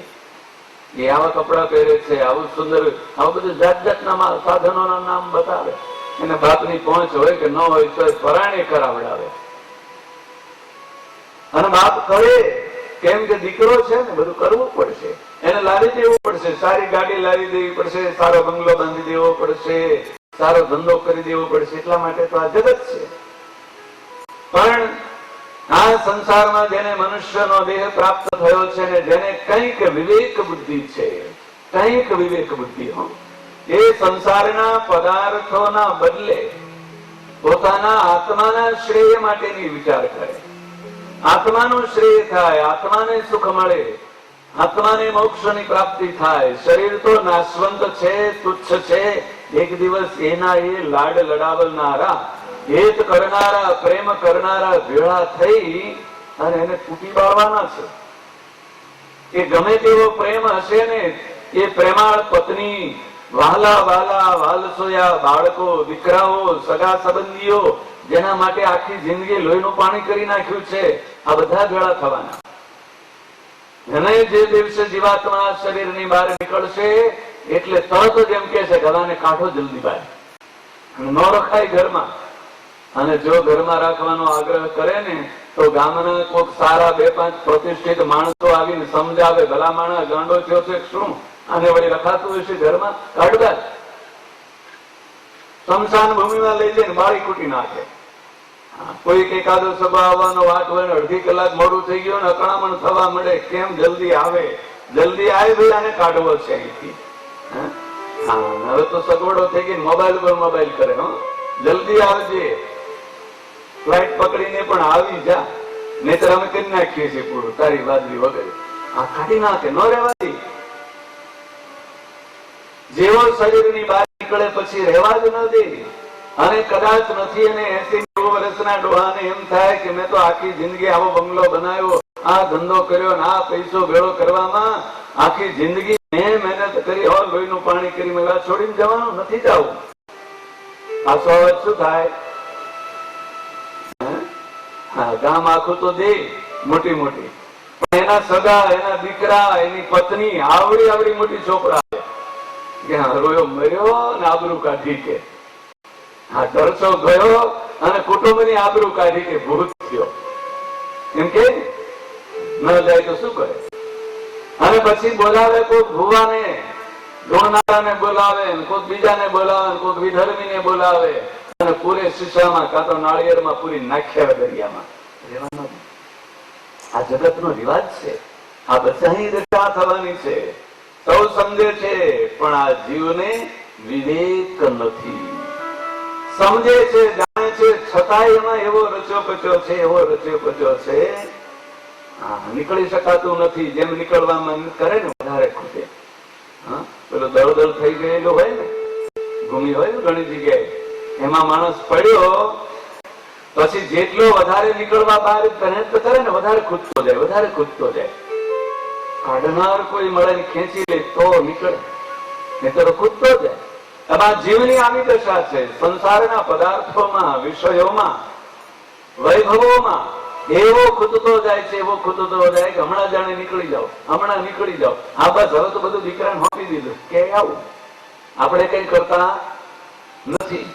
પણ હાજ પડે એટલે દીકરાને તરત પૂછે કેટલું કમાણો, કેટલું આવ્યું, હજી દીકરાને પરિણાવો છે ને હજી તેના નાના બદલાને રમાડવો છે ને પછી જવું જ નથી. આ જીવની દશા.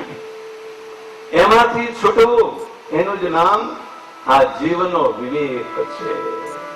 રામચંદ્રને વિવેક સૂજ્યો. પિતાને કહે છે અજય વિપ્રને, પિતાજી મારે તો પ્રગટ ભગવાનના દર્શન કરવા જવું છે. અજય વિપ્રને આનંદ થયો. કહો મારા દીકરાને જગતના પદાર્થો અને વિષય ભોગને બદલે ભગવાન મળ્યા, મારું જીવન ધન્ય બની ગયું. શાસ્ત્રો એવું કહે છે, સ્વામિનારાયણ ભગવાન પણ એમ કહે કે જેના કુળમાં એક ભગવાનનો ભક્ત થાય તો 71 પેઢીઓ તરી જાય. એટલે બાપને કેટલો બધો આનંદ થાય કે મારો દીકરો જો પરમાત્માનું ભજન કરતો હોય. અજય વિપ્રએ પ્રેમથી રજા આપી. માતા સુમતીએ પણ એવા જ પ્રેમથી રજા આપી. એમાં પણ એવા જ સંસ્કાર હતા ને. જેવા પતિમાં સંસ્કાર છે, જેવી પતિની ઊંચી સમજણ છે, એવી સુમતીની પણ ઊંચી સમજણ. જન્મ જન્માંતરો સુધી જગતના ભોગ તો ભોગવ્યા છે, કેટલાય સંતાનો થયા, કેટલાય પ્રકારના વિષય ભોગ ભોગવ્યા છે. પણ આ જન્મે જો ભગવાનનું ભજન થશે કે ભગવાનનો રાજીપો મળશે તો આ વારંવાર જન્મ મૃત્યુના દુઃખથી છુટકારો મળશે. દીકરો ભજન કરશે ને બસ એનો તો છુટકારો મળશે. માતા પિતાએ રજા આપી એટલે રામચંદ્ર ઘર, કુટુંબ, પરિવાર, માતા પિતાની રજા લઈ અને પ્રગટ ભગવાનની પ્રાપ્તિ માટે નીકળી પડ્યા છે. સાધુ મહાત્માઓનો સંગ મળ્યો. કેટલાક મંદિરોમાં, કેટલાક મઠોમાં જ્યાં જાય છે ત્યાં બસ એક જ તમન્ના છે કે મને પ્રગટ ભગવાનના દર્શન કરાવો. સમગ્ર ભારત વર્ષની તીર્થ યાત્રા કરતા કરતા હિમાલયની કંદરાઓમાં પહોંચ્યા. પૂર્વ ને પશ્ચિમ, દક્ષિણ સમગ્ર ભારત વર્ષમાં ફરતા ફરતા કેટલાક વર્ષો વીતી ગયા. વર્ષોના વર્ષો વીતી ગયા અને ક્યાંકથી સમાચાર મળ્યા કે રૈવતાચળ પર્વતની તળેટીમાં એક બ્રહ્મ જ્ઞાની એવા સિદ્ધ પુરુષ છે અને પરમાત્માનો સાક્ષાત્કાર કરાવે છે, ભગવાનના દર્શન કરાવે, સમાધિ કરાવે છે. એટલે સમગ્ર ભારતની યાત્રા કરતા કરતા રૈવતાચળ પર્વતની તળેટીમાં મહાપુરુષોને શોધવા મંડી પડ્યા કે આવા યોગી કોણ છે, આવા તપસ્વી કોણ છે, આવા બ્રહ્મ જ્ઞાની કોણ છે. શોધતા શોધતા એ બ્રહ્મ જ્ઞાનીનો ભેટો થયો. આત્માનંદ નામના યોગી બ્રહ્મ જ્ઞાની હતા. સમાધિનિષ્ઠ હતા, સમાધિ થતી. રામાનંદ રામચંદ્ર આવી ગયા છે આત્માનંદના ચરણમાં. થોડા જ સમયમાં ગુરુની સેવા કરીને પ્રસન્ન કરી લીધા. ગુરુને કહે છે કે હે ગુરુ મહારાજ, બસ તમારો શિષ્ય બનાવો. અને આત્માનંદ યોગીએ રામચંદ્રને સંન્યસ્તની દીક્ષા આપી, સંન્યાસી બનાવ્યા અને રામાનંદ નામ પાડ્યું. હા, બસ રામાનંદ તો લાગી ગયા છે ગુરુની સેવા કરવામાં. ગુરુની આજ્ઞાનું પાલન કરવું, ગુરુની મરજી પ્રમાણે વર્તવું, ગુરુની રુચિ પ્રમાણેનું કાર્ય કરવું અને ગુરુને કેમ રાજી કરવા. કેટલાક વર્ષો સુધી ગુરુની સેવા કરી ત્યારે આત્માનંદ યોગીએ પ્રસન્ન થઈ, રાજી થઈ અને આ રામાનંદ મુનિને સમાધિ ની સિદ્ધિ આપી. સમાધિ થવા મળી. રામાનંદ મુનિને સમાધિ થાય અને સમાધિમાં બ્રહ્મ તેજ દેખાય છે. એવું સુંદર બ્રહ્મ તેજ દેખાય છે. એ બ્રહ્મ તેજમાં અંડ કટાહ એ બ્રહ્મનાદ સંભળાય છે. આનંદ આનંદ થઈ ગયો. ભયાનક બ્રહ્મનાદ સંભળાયો. સમાધિ થાય ને તો સહન ન થાય. જાણે કોઈ ઇલેક્ટ્રિક નો શોર્ટ આપતો હોય સહન ન થાય ને. દેખાય કઈ નહીં. કોઈ ભાલો લઈને મારે, કોઈ તલવાર લઈને મારે તો દેખાય કે આ કાપી નાખ્યું શરીર, આ ખૂટી ગયું શરીરમાં. પણ પેલો વાયર ઇલેક્ટ્રિક નો સહેજ અડાડે ને શરીર કેવું જણઝણાટી મારે, કૂદકા મારવા મળે ને, કઈ દેખાય?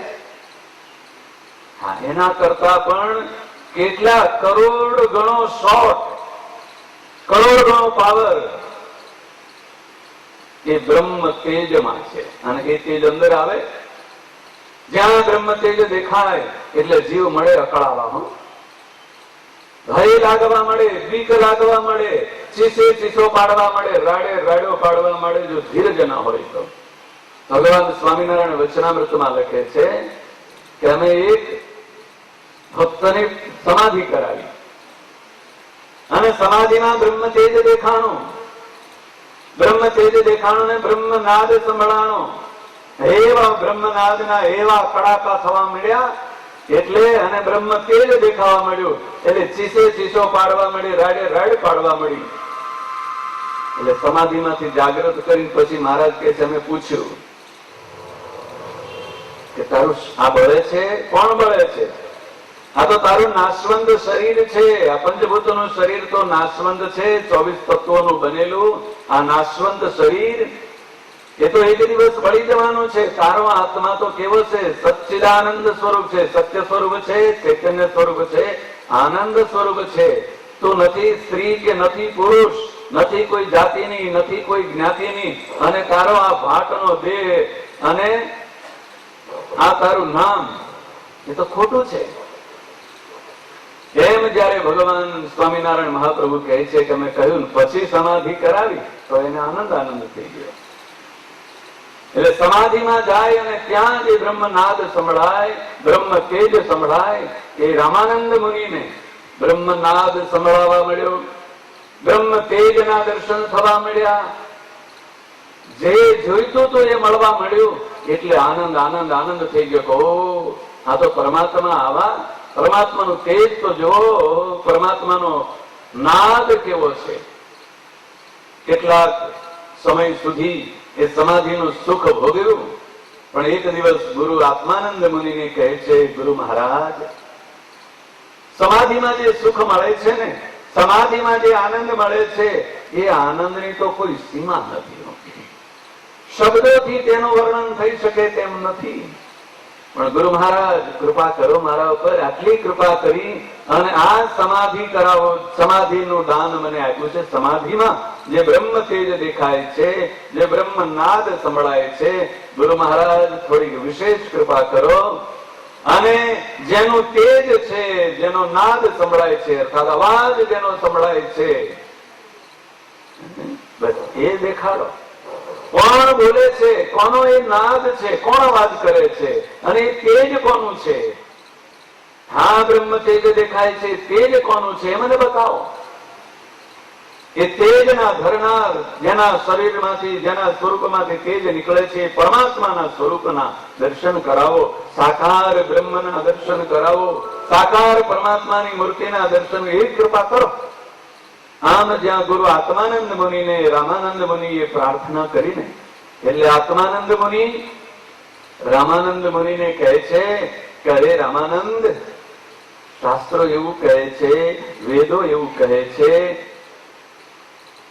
આકાર માત્ર મિથ્યા છે, પરમાત્મા તો નિરાકારમ નિરંજનમ નિરવયવમ એવા પરમાત્મા છે. તને જે દેખાણું ને બસ એ જ સર્વસ્વ, એનાથી આગળ બીજું કઈ છે જ નહીં. જોયું જ નથી ને, ક્યાંથી ખબર હોય તો? ગામડામાં રહેનારો માણસ હોય, મજૂરી કરતો હોય, તમારા ખેતરમાં લેબર કામ કર્યા કરતો હોય, એ કડીમાં માંડ માંડ આવ્યો હોય અને જિંદગીમાં એકાદી વખત અમદાવાદ જોયું હોય, એને એમ પૂછો કે અમેરિકાના ન્યુયોર્કમાં કેવું મકાનો બિલ્ડિંગો છે, ત્યાં કેવી રીતે માણસો રહેતા હશે, લંડનના યુકેના લંડનમાં માણસો કેવા મકાનો હશે, કેવી રીતે રહેતા હશે, ત્યાંનું વર્ણન કરતો શું કે બિચારો? એ તો એમ જ કહે ને કે બસ આ કડી કરતા મોટું શહેર તો અમદાવાદ એક જ આવી ગયું, એનાથી બીજું કઈ મોટું છે જ નહીં. આવડું મોટું અમદાવાદ, હે કેવડું મોટું લાગે. કોક દિવસ લઈ ગયા તમને ખબર હોય, પૂછજો એને પછી શું કે. આખી જિંદગી એને ગામડામાં વિતાવી હોય, ખેતરમાં મજૂરી કરી હોય, કોઈ દિવસ શહેરમાં ગયો ન હોય. ગામમાં આવીને પેલે કરિયાણા વાળાની દુકાનેથી 9 ટાંક તેલ ને શેર ઘી, શેર લોટ અને લઈ જઈને રોટલા કરીને ખાઈ ખાતો હોય, અને એને એકાદ દિવસ અમદાવાદ દેખાડ્યું હોય, પછી એને પૂછો કે આપણે અમદાવાદ તો જોઈએ, આનાથી આગળનું મોટું શહેર કેવું છે, એને કોઈ પૂછે તો શું કે? એ તો એમ જ કે ને કે અરે અમદાવાદ થી બીજું મોટું તો હોતા હશે વળી, આ જ મોટું શહેર, એનાથી કોઈ મોટું હોય જ નહીં. એમ આત્માનંદ મુનિ રામાનંદ મુનિને કહેવા મળ્યા, કરે રામાનંદ, બસ આ જ છેલ્લું અંતિમ લાસ્ટ ડેસ્ટિનેશન છે, આનાથી આગળ બીજું કઈ છે જ નહીં. આ જ પરમાત્મા, આ જ સર્વોપરી પરમાત્મા, જે તું કહે છે એ જ પરબ્રહ્મ પરમાત્મા, એ જ આકાર માત્ર તો મિથ્યા છે. આકાર માત્ર નું ખંડન ગુરુ જ કરવા માંડ્યા. પણ જેને સાકાર પરમાત્માના સ્વરૂપની સેવા કરી છે, આજ્ઞાનું પાલન કર્યું છે, અને સાકાર પરમાત્માના સ્વરૂપની ઉપાસના જેના હૃદયમાં છે, એવા રામાનંદ મુનિને આ ગુરુના વચનો તો આમ એવા ભયાનક, આમ જાણે બુલેટ જેવા લાગ્યા. જાણે ધગધગતી કોસ કોઈ હૃદયમાં ખૂટાડી દીધી હોય ને એવા લાગ્યા. આખી જિંદગી મેં જેની આ 20 વર્ષ સુધી સેવા કરી, રામાનંદ મુનિ આત્માનંદ મુનિની સાથે 20 વર્ષ સુધી રહ્યા, 20 વર્ષ સુધી જેની સેવા કરી, જેને રાજી કર્યા, જેને પ્રસન્ન કરવા માટેનો મારી જિંદગી આખી હોમી દીધી કે મને પ્રગટ ભગવાનના દર્શન કરાવશે, સાકાર પરમાત્માના સ્વરૂપના દર્શન કરાવશે, એના બદલે આ એ જ ગુરુ પરમાત્માના આકારનું ખંડન કરે, અને મારા 20 વર્ષ નકામા ચાલ્યા ગયા. આ દુઃખના કારણે રામાનંદ મુનિને તો મૂર્છા આવી ગયો. હું તો ભૂતે ભટકાણો છે, તો પગમાં ટેહ વાગે ને પડે, અને આ તો આખી ભીતે ભટકાણો છે. 20 વર્ષ સુધી વીતી ગયા તેના, છતાંય ઓળખી ન શક્યો કે આ નિરાકાર બ્રહ્મનું જ પ્રતિપાદન કરનારા. 114 વર્ષ સુધી સાકાર પરમાત્માની જેને સેવા કરી છે, આજ્ઞાનું પાલન કર્યું છે, સાથે રહ્યા છીએ, એ પરમાત્માને કેમ કોઈ કહે કે નિરાકાર છે, કેમ માનવામાં આવે? રામાનંદ મુનિ મૂર્છિત થઈને પડી ગયા. મૂર્છા દૂર થઈ એટલે નક્કી કરી દીધો, નિર્ણય કર્યો કે ભલે 20 વર્ષ સુધી અમની સેવા કરી છે, આજ્ઞાનું પાલન કર્યું છે, મારા ઉપર ખૂબ મોટો એમણે ઉપકાર કર્યો છે, સમાધિ સુધી મને પહોંચાડ્યો છે, બ્રહ્મ તેજના દર્શન કરાવ્યા, બ્રહ્મ નાદ સંભળાનો, પણ પરમાત્મા જે સદાય સાકાર દ્વિભુજ દિવ્ય મૂર્તિ, એવા જે પરમાત્માના જો આ ગુરુ દર્શન ન કરાવી શકતા હોય તો આનો મારે તત્કાળ ત્યાગ કરવો. મૂર્છામાંથી જાગીને તરત ચાલતા થઈ ગયા. આત્માનંદ મુનિને છોડી દીધા. નિરાકાર બ્રહ્મની ઉપાસનાથી, નિરાકાર બ્રહ્મનું ભજન કરવાથી આત્યંતિક મોક્ષ આ પરમાત્માને મળવાનો નથી. ઉપાસનાનો લોચો ભગવાન સ્વામિનારાયણ કહે છે જરા પણ નહીં ચાલે. કદાચ ધર્મ નિયમ ઓછા પાડ્યા હશે તો મહારાજ કે છે વાંધો નહીં આવે, અમે બદ્રિકાશ્રમમાં મોકલશું, શ્વેતદ્વીપમાં મોકલશું, વધારે તપ કરાવડાવીશું, પણ લઈ જઈશું અક્ષરધામ. પણ ઉપાસનાનો લોચો હશે અને એને ગમે તેવું કઠોર તપ કર્યું હશે, ગમે તેવા કઠોર ધર્મનું પાલન કર્યું હશે, પણ એના સામૂહિક કોઈ જોનાર આ બ્રહ્માંડમાં મળવાનું નથી, એ નક્કી છે. સૌભરી જેવા ઋષિએ 60,000 વર્ષ સુધી પાણીમાં બેસીને તપ કર્યું હતું, ઉપાસના ન હતી. પરમાત્માના સ્વરૂપની ઉપાસનામાં જો સહેજ લોચો પડે તો આ જીવનો ક્યારેય ઉદ્ધાર ન થાય. એટલે ઉપાસના તો એક શુદ્ધ પરબ્રહ્મ પરમાત્મા ભગવાન પુરુષોત્તમ નારાયણની. વેદો એવું કહે, ઉપનિષદો એવું કહે, એકમેવ અદ્વિતીયમ બ્રહ્મ ન તદ સમ ન તદ વ્યધિક. જે પરમાત્માની ઉપાસના કરો છો એના સમાન આનંદ કોટી બ્રહ્માંડમાં કોઈ નથી, એનાથી અધિક પણ કોઈ નથી. એની ઉપાસના કરો, એનું નામ ઉપાસના, બાકી તો લોચા. એવા પરમાત્માના સર્વોપરી સ્વરૂપની જો ઉપાસના ન હોય, ભગવાન વેદવ્યાસજીએ 18 પુરાણોમાં આ જ ઉપાસનાની વાત કરી છે. જુદા જુદા દ્રષ્ટાંતો આપીને કહ્યું છે. કેટલા બધા પુરાણોમાં ભાગવત વાંચો તો શ્રી કૃષ્ણની સર્વોપરી ઉપાસના, ગણપતિ પુરાણ, ગણેશ પુરાણ વાંચો તો એમાં આવશે કે ગણેશ જ સર્વોપરી છે. જેની ઉપાસના કરો એને સર્વોપરી સમજીને ઉપાસના કરો. કોઈ સેકન્ડ ને ઈચ્છતું નથી. કોઈ સેકન્ડ થર્ડ ઈચ્છે? વડાપ્રધાન બનવાનું મળતું હોય પછી કોઈ એમ કે ના તને ગૃહમંત્રી બનાવી દઈશું, માની લેશો? બહુ મોટો હોદ્દો છે ગૃહમંત્રીનો, આખા દેશમાં એની હાક વાગે. પણ વડાપ્રધાનની સીટ મળતી હોય તો ગૃહમંત્રી શું કરવા કોઈ બને? એટલે ઉપાસનાનું નામ જ એ છે, ઉપાસના. પડખે બેસવું છે. કોની પડખે? જેવા તેવાની હાલી મવાલીની પડખે બેસવાથી શું મળવાનું છે?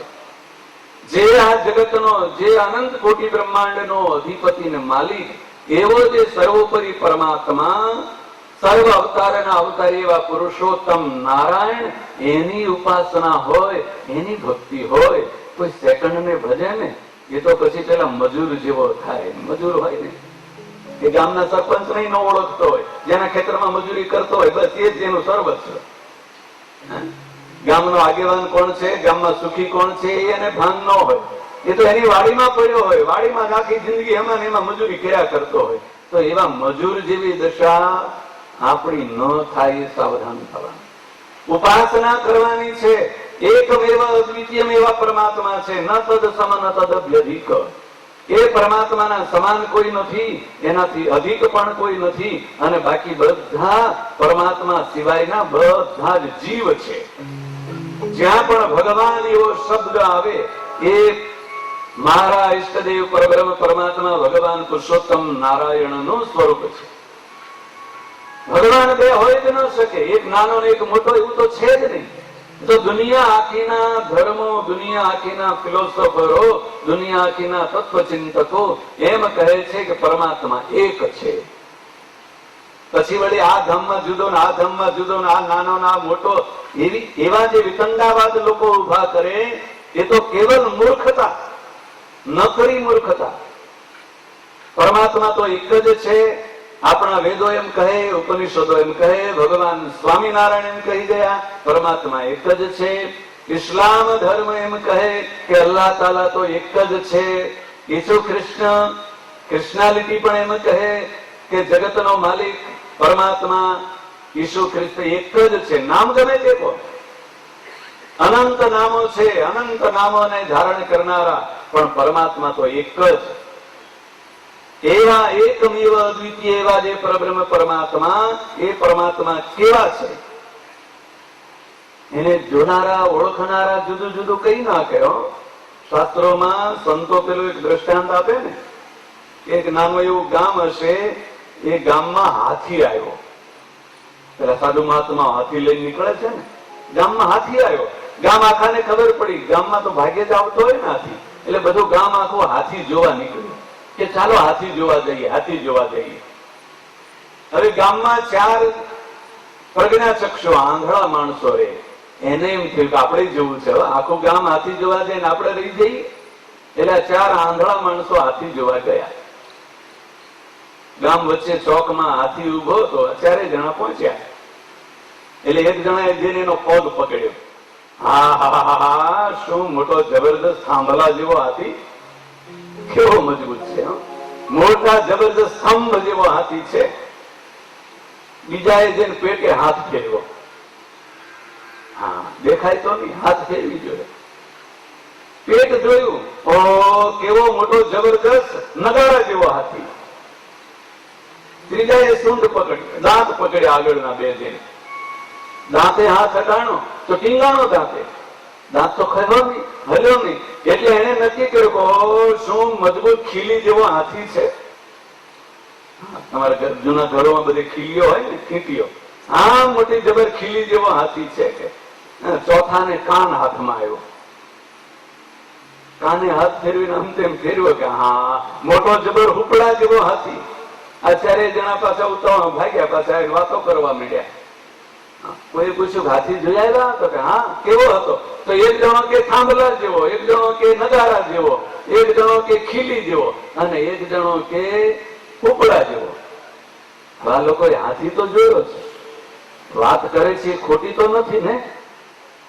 એના દાંત ખીલી જેવા મજબૂત તો છે જ ને, પેટ નગારા જેવું છે, પગ થાંભલા જેવા છે, ખોટું તો કઈ નથી. પણ સાચી વાત ખરી એમાં?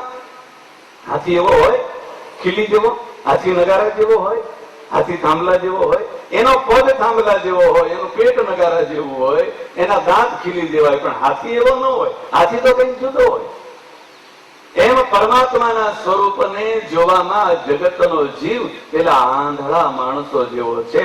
એને અહમ અને મમત્વનું અજ્ઞાન છે, અને એ અંધારામાં પરમાત્માના સ્વરૂપને જોઈ શકતો નથી, ઓળખી શકતો નથી. કોઈ કંઈક ભજન કરે, કોઈ તપ કરે, કોઈ સદગુરુની સેવા કરે, લઈને એકાદો અંગ દેખાય આવે પેલા આંધળાની જેમ. કોઈ હાથ પકડી આવે, કોઈ પગ પકડી આવે, કોઈ પેટ હાથ ફેરી આવે, કોઈ કાન પકડી આવે.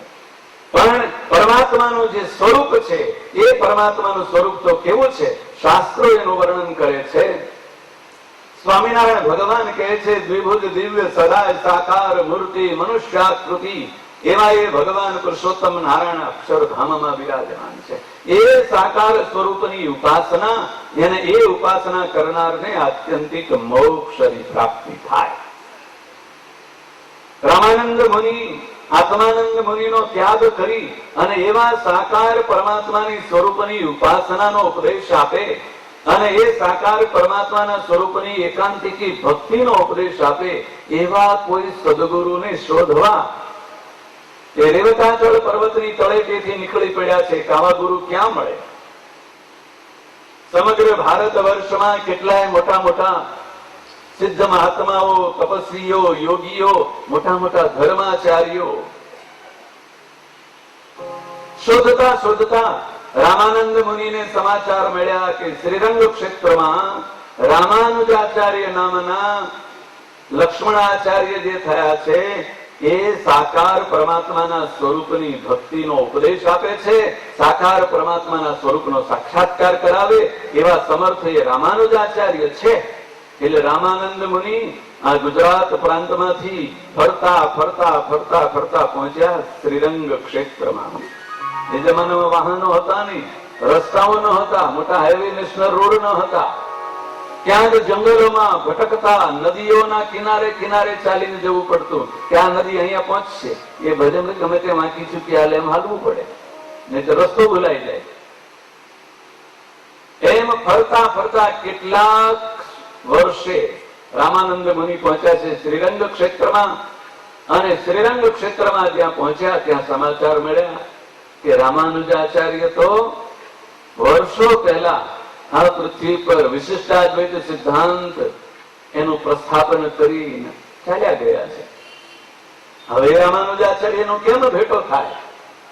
રામાનુજાચાર્ય સ્થાપન કરેલો વિશિષ્ટાદ્વૈત સિદ્ધાંત, એના પ્રવર્તકો, એમની ગાદી પર આવેલા આચાર્યો, જીયર સ્વામી વગેરે એમના પરંપરાના આચાર્યો એનો સમાગમ કર્યો. એ વિશિષ્ટાદ્વૈત સિદ્ધાંતના ગ્રંથો રામાનંદ મુનિ ભણ્યા. રામાનુજાચાર્ય સ્વામીએ રચેલો પ્રપન્નામૃત નામનો સ્તોત્ર એનો પાઠ કર્યો અને મનોમન નક્કી કર્યું કે બસ હે રામાનુજાચાર્ય સ્વામી, તમારા શરણે આવ્યો છું, બસ તમને મન કર્મ વચન કરીને ગુરુ કર્યા છે, મને પ્રગટ ભગવાન મળે, સાકાર પરમાત્માના સ્વરૂપની ઉપાસના ને ભક્તિ એનો ઉપદેશ આપો. કેટલાક વર્ષો સુધી પ્રપન્નામૃત નામના સ્તોત્રનો પાઠ કરી એનું અનુષ્ઠાન કરી રામાનુજાચાર્યને પ્રસન્ન કરવા, રાજી કરવાના પ્રયત્નો કર્યા. ત્યારે એક દિવસ રામાનુજાચાર્યએ રામાનંદ મુનિને સ્વપ્નમાં દર્શન આપ્યા. દર્શન આપીને ભાગવતી વૈષ્ણવી દીક્ષા, આ જીવાત્માને ભાગવતી વૈષ્ણવી દીક્ષા મળે ને ત્યારે જ એને સાકાર ભગવાનની મૂર્તિ પૂજા કરવાનો અધિકાર મળે. જ્યાં સુધી ભાગવતી વૈષ્ણવી દીક્ષા ન લીધી હોય ત્યાં સુધી સાકાર ભગવાનની મૂર્તિની સેવા પૂજા કરવાનો, ઉપાસના કરવાનો, એનું અર્ચન કરવાનો, એનું પૂજન કરવાનો, આરતી કરવાનો અધિકાર મળતો નથી. પરમાત્માના એ સાકાર સ્વરૂપને પોતાના હૃદયમાં પ્રગટ કરવાનું છે, મૂર્તિમંત કરવાના છે પ્રભુને. તો એ પરમાત્માને મૂર્તિમંત કરવા માટે, સાકાર પરમાત્માના સ્વરૂપની ઉપાસના કરવા માટે પરમાત્માને પોતાના હૃદયમાં પ્રગટ કરવાના છે. જગતમાં જેમ છે ને એમ આ અધ્યાત્મ માર્ગમાં છે. પરમાત્માને જન્મ આપવાનો છે, પ્રગટ કરવાના. તમારે દીકરો જતો જન્મ આપવો હોય તો શું કરવું પડશે? ખબર છે ને બધા? લગ્ન કરવા પડશે ને. એમને દીકરો મળવાનો છે. એમ કહો મારે લગ્ન નથી કરવાનું, મારે દીકરો જોઈએ, ક્યાંથી લાવવો? કોઈ એમ કહે કે મારે લગ્ન કરવા નથી, ગ્રસ્ત બનવું નથી અને દીકરાને જન્મ આપું હું. કોઈ સ્ત્રી એમ કહે કે પુરુષ એમ કહે કે મારો દીકરો મને મળવો જોઈએ. દત્તક બત્તકની વાત નહીં, મારે મારો દીકરો જોઈએ છે. અને એમને જેના લગ્ન ન થયા હોય, જે ગ્રસ્તાશ્રમમાં પગ ન મૂક્યો હોય, એને ત્યાં જો દીકરાનો જન્મ થયો હોય તો એ જગતમાં ક્યાંય માન્ય ગણાય નહીં. સરકારમાં માન્ય ન ગણાય, કાયદાનું રક્ષણ ન મળે. એમ પરમાત્માના સ્વરૂપને પોતાના હૃદયમાં પ્રગટ કરવાનું છે. અને એ પરમાત્માનું પ્રાગટ્ય હૃદયમાં સાકાર સ્વરૂપનું પ્રાગટ્ય થાય તો એની પૂજા કરાય ને. અને એ સાકાર સ્વરૂપને પ્રાગટ્ય કરવા માટે, પ્રગટ કરવા માટે એ વૈષ્ણવી ભાગવતી દીક્ષા, આધ્યાત્મિક દીક્ષા, જેને દ્વિજત્વ કહેવાય છે, બીજો જન્મ પ્રાપ્ત થાય. જનોય ધારણ કરે ને ત્યારે એને બીજો જન્મ કહેવાય. એમ ભાગવતી વૈષ્ણવી દીક્ષા ધારણ કરે એટલે એનો બીજો જન્મ થયો કહેવાય. અષ્ટાક્ષર મહામંત્ર લે અને જન્મ આપવાની વાત આવે તો ગૃહસ્થાશ્રમી હોય ને એ જ આપી શકે. કોઈ ત્યાગી હોય, કોઈ સંન્યાસી હોય, કોઈ અપરિણીત હોય, એ કોઈને જન્મ આપવાનો તેને હક નથી, અધિકાર નથી. એટલે ગૃહસ્થાશ્રમી એવા જે ધર્મવંશી આચાર્ય હોય એ જ ભાગવતી વૈષ્ણવી દીક્ષા આપે. રામાનુજાચાર્ય પણ ગૃહસ્થાશ્રમી પવિત્ર બ્રાહ્મણ હતા. એટલે ભાગવતી વૈષ્ણવી દીક્ષાનો પ્રચાર અને પ્રસાર. કોઈ સંન્યાસી ન હતા, કોઈ ત્યાગી ન હતા. ધર્માચાર્ય મોટા હતા પણ ગૃહસ્થાશ્રમી હતા, પવિત્ર બ્રાહ્મણ. આ રામાનુજાચાર્ય સ્વામીએ રામાનંદ મુનિને સ્વપ્નમાં ભાગવતી વૈષ્ણવી દીક્ષા આપી. અષ્ટાક્ષર મહામંત્ર, દ્વાદશાક્ષર મહામંત્રનો ઉપદેશ આપ્યો અને આજ્ઞા કરી કે જાઓ હવે આ સાકાર પરમાત્માના સ્વરૂપની ઉપાસના અને ભક્તિ તેની જગતમાં પ્રવૃત્તિ કરજો, પ્રચાર કરજો. સવારમાં રામાનંદ મુનિ એ શ્રીરંગ ક્ષેત્રમાં પ્રપન્નામૃત નામના સ્તોત્રનો પાઠ કરતા કરતા રામાનુજાચાર્યની જે મૂર્તિ, એની સેવાને પૂજા કરતા કરતા સ્વપ્નમાંથી જ્યાં જાગ્યા તો દેહ ઉપર સ્વપ્નમાં જે ઘટના બની હતી એના ચિહ્ન, એના નિશાન રહ્યા છે. સ્વપ્નમાં જે સત્ય ઘટના બની હતી, રામાનુજાચાર્ય સ્વામીએ આવીને કંઠી ધારણ કરાવી હતી, તુલસીની કંઠી, અને દ્વાદશાક્ષર મહામંત્રનો ઉપદેશ આપ્યો હતો. દ્વાદશ લક્ષણી ભાગવતી વૈષ્ણવી દીક્ષા, 12 લક્ષણ વાળી, 12 નિશાન જેના હોય એને ભાગવતી વૈષ્ણવી દીક્ષા કહેવાય. એ રામાનુજાચાર્ય સંપ્રદાયમાં પ્રસિદ્ધ 12 લક્ષણ હોય, 12 જગ્યાએ તિલક કરવાના. એને દ્વાદશ લક્ષણ વાળી અને દ્વાદશાક્ષર મહામંત્રનો જપ કરવાનો. રામાનંદ મુનિને આનંદ થઈ ગયો. સાકાર પરમાત્માના સ્વરૂપની ઉપાસના કરતા કરતા પૂજા કરવા બેસે છે તો પ્રગટ ભગવાન શ્રી કૃષ્ણચંદ્ર મોર મુગટધારી બંસી વિભૂષિત કરારી વાળા એવા ભગવાન દ્વારકાધીશના દર્શન થયા. એટલે રામાનંદ મુનિને આનંદ થઈ ગયો. જે કોઈ જિજ્ઞાસુ આવે છે, તીર્થયાત્રિકો આવે છે, મુમુક્ષુ આવે છે, એને રામાનંદ મુનિ આ વિશિષ્ટાદ્વૈત સિદ્ધાંતનો ઉપદેશ આપે, સાકાર પરમાત્માના સ્વરૂપની ઉપાસનાને ભક્તિનો ઉપદેશ આપે. અને જેને જેને રામાનંદ મુનિએ કંઠી બાંધી જ્ઞાનનો ઉપદેશ આપ્યો એ બધાની ઈચ્છાઓ અને મનોરથો જગતમાં પૂરા થવા માંડ્યા. એમના દુઃખ અને દર્દો જવા માંડ્યા. એટલે રામાનંદ મુનિના શિષ્યો મળ્યા વધવા મળ્યા. એટલે રામાનંદ મુનિનો યશ અને કીર્તિ જગતમાં વધવા મળ્યો કે રામાનંદ નામના મહામુનિ બહુ જ સમાધિનિષ્ઠ છે, તપસ્વી છે, ભગવાનના ભક્ત છે અને ગુરુ કરવા યોગ્ય છે. એટલે હજારો લાખો માણસો રામાનંદ મુનિના ચરણમાં આવવા મળ્યા ને. એટલે પેલા જૂના આચાર્યો હતા, જીયર સ્વામી વગેરે, રામાનુજાચાર્યના વંશજોમાં એમની ગાદી ઉપર જે હતા એ બધાથી આ સહન ન થયું. તો આપણા કરતા આગળ વધ્યો. આપણી કીર્તિને, આપણા યશને, આપણા માનને પણ ક્યાંક આ ઠેસ પહોંચાડે એવો છે અને કાઢવો નથી. એટલે બધા ભેળા થઈને સંપ કરી અને રામાનંદ મુનિને હેરાન પરેશાન કરવાનું ચાલુ કર્યું. કોઈ અપમાન કરવા માંડ્યું, કોઈ તિરસ્કાર કરવા માંડ્યું, કોઈ આક્ષેપો કરવા માંડ્યું, કોઈ કલંકો લગાડવા માંડ્યું. એટલે રામાનંદ મુનિ શ્રીરંગ ક્ષેત્રનો ત્યાગ કરી અને તીર્થયાત્રામાં ફરતા ફરતા વૃંદાવનમાં આવ્યા. ગોકુળ, મથુરા અને વૃંદાવનમાં આવી યમુનાજીના કિનારે જ્યાં ધ્રુવજીએ તપ કર્યું હતું એ મધુવન અને જ્યાં ધ્રુવજીનો ટેકરો છે, અત્યારે તો મોટું શહેર થઈ ગયું છે, એ ટેકરાની બાજુમાં વિશાળ ભૂમિમાં આવી અને રામાનંદ મુનિ ભગવાન શ્રી કૃષ્ણની આરાધના કરવા માંડ્યા. પરમાત્માની આરાધના કરતા કરતા ભગવાન દ્વારકાધીશ શ્રી કૃષ્ણચંદ્ર એ રામાનંદ મુનિના આ કષ્ટને, દુઃખને જોઈ અને દિવ્ય દર્શન આપી અને રામાનંદ મુનિને આજ્ઞા કરી કે વિશિષ્ટાદ્વૈત સિદ્ધાંત એને તો તમારા જીવનમાં રાખજો, પણ આ જે ભાગવતી વૈષ્ણવી દીક્ષા જે દ્વાદશ લક્ષણ વાળી છે ને એનું તમે નાવીન્યકરણ કરો. અને 12 લક્ષણ વાળી દીક્ષા છે ને ચતુર્લક્ષણી દીક્ષા.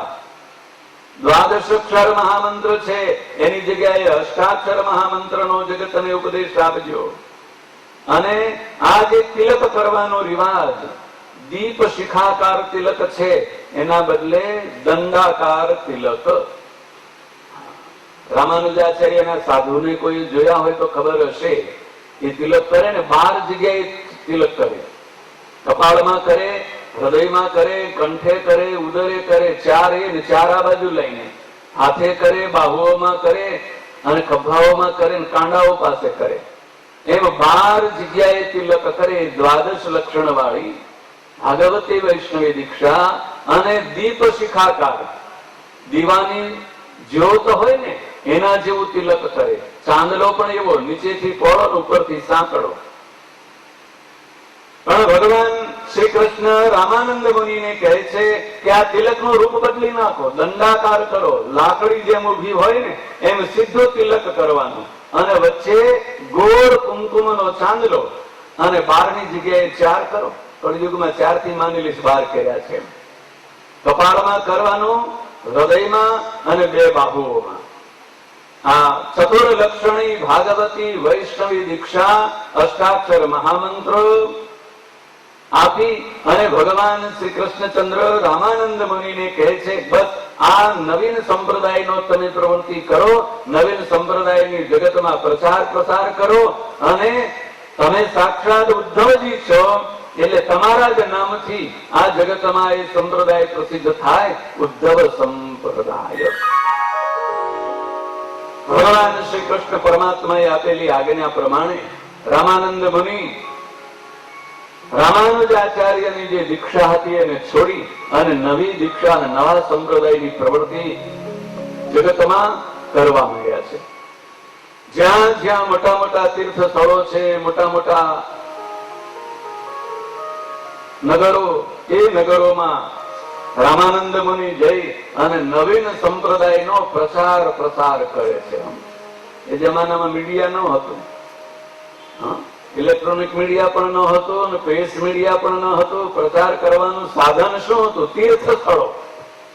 તીર્થોમાં જાય, દેશાંતરોમાંથી તીર્થયાત્રિકો આવ્યા હોય અને એ તીર્થ સ્થળોમાં જઈ અને જ્ઞાન વાર્તા કરે, ભગવદ વાર્તા કરે, સત્સંગ કરે, કથા વાર્તા કરે અને લોકો સાંભળી અને પોતપોતાના ગામોમાં જાય ને ત્યાં વાતો કરે કે અમે આ તીર્થમાં ગયા હતા, ત્યાં આવા સાધુ મહાત્મા મળ્યા હતા, એના દર્શન કર્યા હતા, આવી કથા વાર્તા થતી હતી, આવો સત્સંગ થતો હતો. એ પ્રચાર થવા માંડે. સુવ્રત નામના મહામુનિ પ્રતાપસિંહ રાજાને કહે છે, ઉદ્ધવજી આ પૃથ્વી પર મનુષ્ય દેહ ધારણ કરી અરે રામાનંદ મુનિ નામ ધારણ કરીને ઉદ્ધવ સંપ્રદાયનો પ્રચાર કરવા માંડ્યા છે. આ ઉદ્ધવજીના જન્મની વાત થઈ. હવે ભગવાન ના માતા પિતા ધર્મ અને મૂર્તિ પરમાત્મા એમને પણ આજ્ઞા કરી કે તમે પણ મનુષ્ય દેહ ધારણ કરો.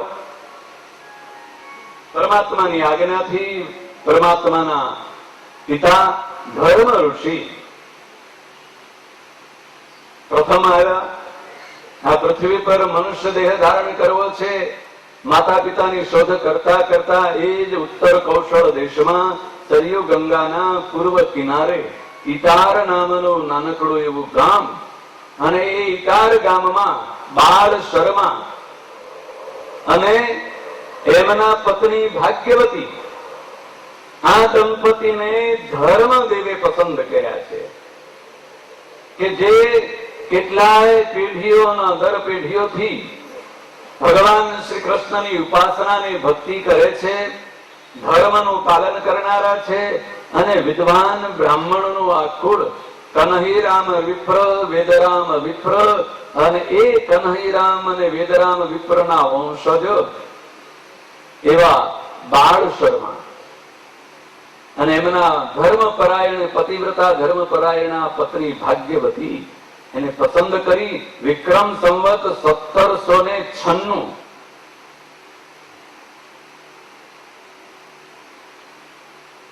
ની સાલ હતી. કારતક સુદ એકાદશી હમણાં જ ગઈ. કારતક સુદ એકાદશી વિક્રમ સંવત 1796 ના ધર્મદેવ બાળ શર્મા અને ભાગ્યવતીના આંગણે મનુષ્ય દેહ ધારણ કરીને પ્રગટ થયા. ધર્મનું પ્રાગટ્ય થયું એટલે સુવ્રત મુનિ કહે છે કે સમગ્ર વિચારમાં અને બાળ શર્માના સગા સંબંધી અને કુટુંબ પરિવારમાં સહેજે સહેજે ધર્મના આચરણની રુચિ થવા મળી.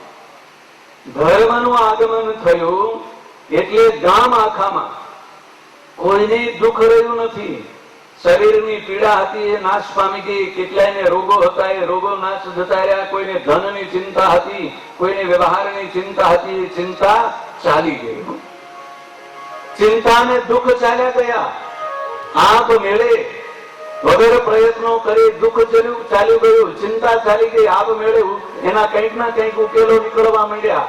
એટલે ઇટાર નામના નગરના નાગરિકોના હૃદયમાં આનંદ વ્યાપી ગયો અને આનંદિત બની ગયેલા નાગરિકો સદધર્મનું આચરણ કરવા માંડ્યા. ધર્મનું આચરણ કરે છે. પાપ કર્મ, અસત્યનું, અનીતિનું આચરણ છોડી અને સદધર્મનું આચરણ કરે, સદાચારનું આચરણ કરે. મંદિરોમાં જવા મળ્યા, ધર્મની વૃદ્ધિ થવા મળી. અને બાળ શર્મા અને ભાગ્યવતીને આવો સુંદર પુત્ર મળ્યો છે. આવો સુંદર દિવસ, પ્રબોધિની એકાદશીનો દિવસ, અને પુત્રની પ્રાપ્તિ થઈ. એટલે બાળ શર્માએ તો એમ જ નક્કી કર્યું કે આ તો ભગવાન શ્રી કૃષ્ણનો પ્રસાદ મળ્યો છે. પરમાત્માની કૃપા મળી છે, પરમાત્માની કૃપાથી આવા પુત્રનો જન્મ થયો છે, એટલે માતા પિતાએ એનું નામ રાખ્યું છે હરિપ્રસાદ. નામ રાખ્યું છે હરિપ્રસાદ. પણ જગતમાં એવું કહેવાય છે ને કે પુત્રના લક્ષણ પારણામાંથી. એ કેવો પાક છે એના લક્ષણ તરત ખબર પડે. ચતુર્બુદ્ધિ વાળો હોય ને ખબર પડે, બાકી તો બધું હાલ્યું જાય ઉપરથી. હરિપ્રસાદ વિપ્ર નાનકડી એવી બાળ અવસ્થામાં પણ નાના નાના બાળકોની જેમ જેમ તેમ રમવાનું ને રમકડાનું ને બહાર જઈને રખડવાનું તો ગમતું નથી. પિતા બાળ શર્મા ભગવાનનું પૂજન અર્ચન કરે તો હરિપ્રસાદ પડખે આવીને બેસી જાય. 5 વર્ષની ઉંમર થઈ ત્યાં સુધીમાં તો મનુષ્યના બાળકને જેવા સારા સંસ્કારની જરૂર છે એ બધા જ સંસ્કાર હરિપ્રસાદમાં આવી ગયા. 5 વર્ષની ઉંમરે ઉપનયન સંસ્કાર થયા, વેદાધ્યયનનો પ્રારંભ થયો. થોડા જ સમયમાં બધા જ શાસ્ત્રોનો અભ્યાસ કરી લીધો અને ગામના અને સગા સંબંધીઓ આ હરિપ્રસાદ વિપ્રનું વર્તન જોવે છે, એનું આચરણ જોવે, એનું જીવન જોઈ અને એમ જ કહેવા મળ્યા છે આ તો સાક્ષાત ધર્મની મૂર્તિ છે. બહુ સારો છોકરો હોય અને ગામના લોકો એમ કે ને કાં તો ભગત છે, એ છે ને આ ધર્મનું આચરણ કરે છે. કોઈ દિવસ અધર્મનું આચરણ કરતો નથી. એટલે સગા સંબંધીઓને ગામના માણસો એમ કહે છે આ તો સાક્ષાત ધર્મ છે, મૂર્તિમાન જાણે ધર્મ થયો છે. હરિપ્રસાદ નામ તો ભૂલાઈ જ ગયું. સૌ ધર્મ ધર્મના નામથી ઓળખવા મળ્યા છે. સત્શાસ્ત્રોનો અભ્યાસ કર્યો છે. પિતાએ સારા વિદ્વાન પંડિતો પાસે સારી પાઠશાળામાં અભ્યાસ કરાવ્યો. જેમ જેમ ધર્મ મોટા થવા મળ્યા છે એમ બાળ શર્માને એમ છે કે આ મારા દીકરાને હું ખૂબ સારું ભણાવીશ, ખૂબ સારું શિક્ષણ અપાવીશ અને જગતમાં યશ અને કીર્તિ મળશે, ધન મળશે. બાપને જેમ ઈચ્છા હોય ને દીકરો ખૂબ ભણી ગણીને હોશિયાર થાય, ખૂબ પૈસા કમાય, મોટો જબરજસ્ત વ્યવસાય કરે, મોટો ધંધો કરે, મોટી ફેક્ટરી ઉભી કરે કે મોટો જબરજસ્ત ઓફિસર થાય ને નોકરી કરે ને પૈસા ખૂબ કમાય, ગમે તેમ કરીને પૈસા ખૂબ લાવે. 2 નંબરને લાવે એનો વાંધો નહીં, પાપ કરીને લાવે એનો વાંધો નહીં, પણ પૈસા ખૂબ લાવે. મા બાપને આવી જ આશા હોય, એનું જે થવું હોય તે થાય, પણ પૈસા ખૂબ લાવે અને એટલા બધા પૈસા લાવે એમાંથી અમે સુખી થઈએ, અમારો યશ કીર્તિ વધે અને સારા મકાનો બાંધીને રહી, સારી ગાડીમાં ફરીએ અને જેને માગે એને આમ સારા મોટા ઉત્સવો પણ કરીએ. પણ ક્યારે પૈસા લાવે તો ને, અહીં પૈસા ગમે તેમ કરીને લાવે પણ આપણો યશ કીર્તિ વધે. આ સંધ્યા સમય થાય અને જ્યાં ત્યાં રખડવાનું ભટકવાનું હુજે તો સમજવાનું કે ભક્તિ ક્યાંક અદૃશ્ય થઈ ગયા. સ્વામિનારાયણ ભગવાને આજ્ઞા કરી છે કે અમારા આશ્રિતોએ સાયં ગંતવ્યમ અનવહમ ભગવાન મંદિરમ. આ શિક્ષાપત્રીમાં આજ્ઞા છે. સાયંકાળ થાય એટલે સત્સંગી માત્ર એ, ભગવાનના ભક્ત માત્ર એ જગતના બધા વ્યવહારો, જગતની બધી ઉપાધિઓ, વૈભવો, વિષય આસક્તિને છોડી અને ભગવાનના મંદિરમાં જઈ અને ભગવાનના નામનું ભજન કીર્તન કરવું. આ શાસ્ત્રની આજ્ઞા છે, સ્વામિનારાયણ ભગવાનની આજ્ઞા છે. શિક્ષાપત્રીમાં મહારાજ લખ્યું. પણ એ સમયે જો ભગવાનના મંદિરમાં જવાને બદલે ગામના ઓટલે બેસીને જગત આખાની કુથલીને નિંદા કરવાની ટેવ પડી હોય તો ત્યાં ભક્તિનો ઉદય ક્યાંથી થાય? અને કેટલાકને શહેરમાં હવે ઓટલા ન મળે તો જ્યાં ત્યાં ઘરી જાય, કોઈ ક્લબોમાં ઘરી જાય, કોઈ થિયેટરોમાં ઘરી જાય અને કોઈ બીજે ઘરી જાય. એના હૃદયમાં ભક્તિનો ઉદય ક્યાંથી થાય? છપૈયાના નાગરિકો સહેજે ભક્તિનું આચરણ કરવા મળ્યા છે અને ભગવાનની ભક્તિ આવે ને એટલે જગતની ઉપાધિ માફ કરી જાય. હૃદયમાંથી અંતઃશત્રુઓ નાશ પામી જાય. કામ, ક્રોધ, લોભ, મોહ, મદ, મત્સર, તૃષ્ણા, વેર, જેડ અને અહંકાર, આ અંતઃશત્રુઓ જીવને હેરાન અને પરેશાન કરી મૂકતા હોય એ અંતઃશત્રુઓ પરમાત્માની ભક્તિ થવા મળે ને એટલે મળે ભાગવા. વિદાય થઈ જાય.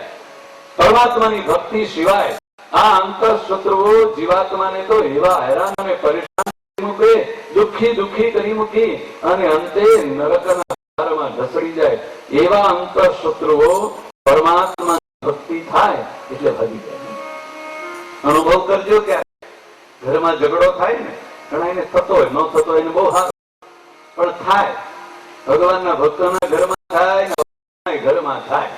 પતિ પત્નીને બોલવાનું થાય, દીકરા ને બાપને બોલવાનું થાય, કઈક વડચડ થાય, એકાબીજા ઊંચા બોલવાનો જયારે વારો આવે ત્યારે એટલું જ કરવાનું. ભગવાનની ભક્તિ કેમ કરવી છે ને? 9 પ્રકારે ભક્તિ છે, એમાંથી એકાદ ભક્તિ નો લ્યો ને, સ્વામિનારાયણ સ્વામિનારાયણ બોલવા મળ્યો. જો ક્રોધ રીસ બધું ક્યાં ભાગી જશે, દેખાશે નહીં, પલાયન કરી દેશે. પાડોશીની સાથે થાય છે કે ઘરમાં ન થાય બહુ સારી વાત છે, પણ પાડોશીની સાથે થયા વગર રહેતો જ નથી. ક્યાંક ધંધામાં થાય, ક્યાં થાય, પણ જયારે ક્રોધ ઉપજે, ક્લેશ થાય અને સ્વામિનારાયણ સ્વામિનારાયણ બોલવા માંડો તમે, તો જિંદગીમાં અનુભવ કરજો, ક્રોધ હશે, રીસ હશે, બધું ક્યાંય ભાગી. આ અંતઃશત્રુઓ જીવને હેરાન પરેશાન કરી મૂકે છે. એ અંતઃશત્રુઓ ભક્તિ આવે એટલે નાશ પામી જાય અને એ દુઃખી થતો, હેરાન થતો જીવાત્મા એના હૃદયમાં શાંતિ મળે, સુખ મળે, આનંદ મળે. સુખ અને આનંદ મળે એટલે પરમાત્માનું સ્મરણ થાય. નાગરિકોને સુખ મળવા મળ્યું છે, આનંદ થઈ ગયો, ભક્તિ નું પ્રાગટ્ય થયું છે. માતાએ પ્રેમવતી એવું નામ પાડ્યું છે, પણ એનું આચરણ જોવે છે, વર્તન જોવે છે. અને એ બાલિકાના ચારિત્રને જોઈ અને છપૈયાના નાગરિકો તો એમ જ કહે છે, આ તો સાક્ષાત મૂર્તિમાન ભક્તિ પ્રગટ થયા છે. તો ભૂલાઈ ગયું છે પ્રેમવતી કે બાલા, પણ આ તો સાક્ષાત ભક્તિ દેવી છે. પોતાની દીકરી સમગ્ર કુટુંબ પરિવારનું પોષણ, લાલન પાલન, શાસ્ત્રની મર્યાદા પ્રમાણે, ધર્મ પ્રમાણે, પોતાની જ્ઞાતિ અને દેશ કાળના રિવાજ પ્રમાણે સમગ્ર કુટુંબનું ભરણ પોષણ કરતા કેટલાક દિવસો વીત્યા. જેમ જેમ દિવસો વીતતા જાય છે એમ ભક્તિ એ યુવાન થતા જાય. યુવાન થઈ દીકરીને જોઈ અને કૃષ્ણ શર્માના હૃદયમાં ચિંતા મળી કે આ મારી દીકરી ભક્તિ, આવી પરમાત્માની પ્રેમ લક્ષણા ભક્તિ વાળી મારી દીકરી, હવે આ દીકરીને તો ઘરમાં તો રખાય નહીં, ક્યાંક મોકલવાની થશે તો આ દીકરીના જેવો કોઈ વર મળશે કે કેમ, એની ચિંતા થાય. બાપને બહુ મોટી ચિંતા હોય કે મારી આ કાળજા ટુકડા જેવી શીલવાન, ચારિત્ર્યવાન, ધર્મવાન અને ભક્તિવાન એવી આ મારી લાગેલી દીકરી એ પારકા ઘરે જશે અને ત્યાં તેને કેવા સહન કરવા પડશે, કેવા મેણા સહન કરવા પડશે. એની દુઃખની વેદના બાપને થવા મળે, ચિંતા થવા મળે. મારી દીકરીને એવા મેણા ન સાંભળવા પડે, મારી દીકરીને એવા ટોણા ન સાંભળવા પડે, મારી દીકરીને એવું કષ્ટ ન પડે. એને જેવી ઈચ્છા છે, જેવું એનું વર્તન છે, જેવું એનું આચરણ છે, એવા આચરણ અને વર્તન વાળું કોઈ સારું ઘર મળે એની ચિંતા દીકરીના બાપને હોય. કૃષ્ણ શર્માને આ ચિંતા થવા મળી. ઉંમરલાયક દીકરી થઈ છે, દેવીની ચિંતા કૃષ્ણ શર્માને છે, ધર્મ દેવની ચિંતા બાળ શર્માને છે. એક ઇટારમાં મોટા થઈ રહ્યા છે, એક છપૈયામાં મોટા થાય છે. ભક્તિ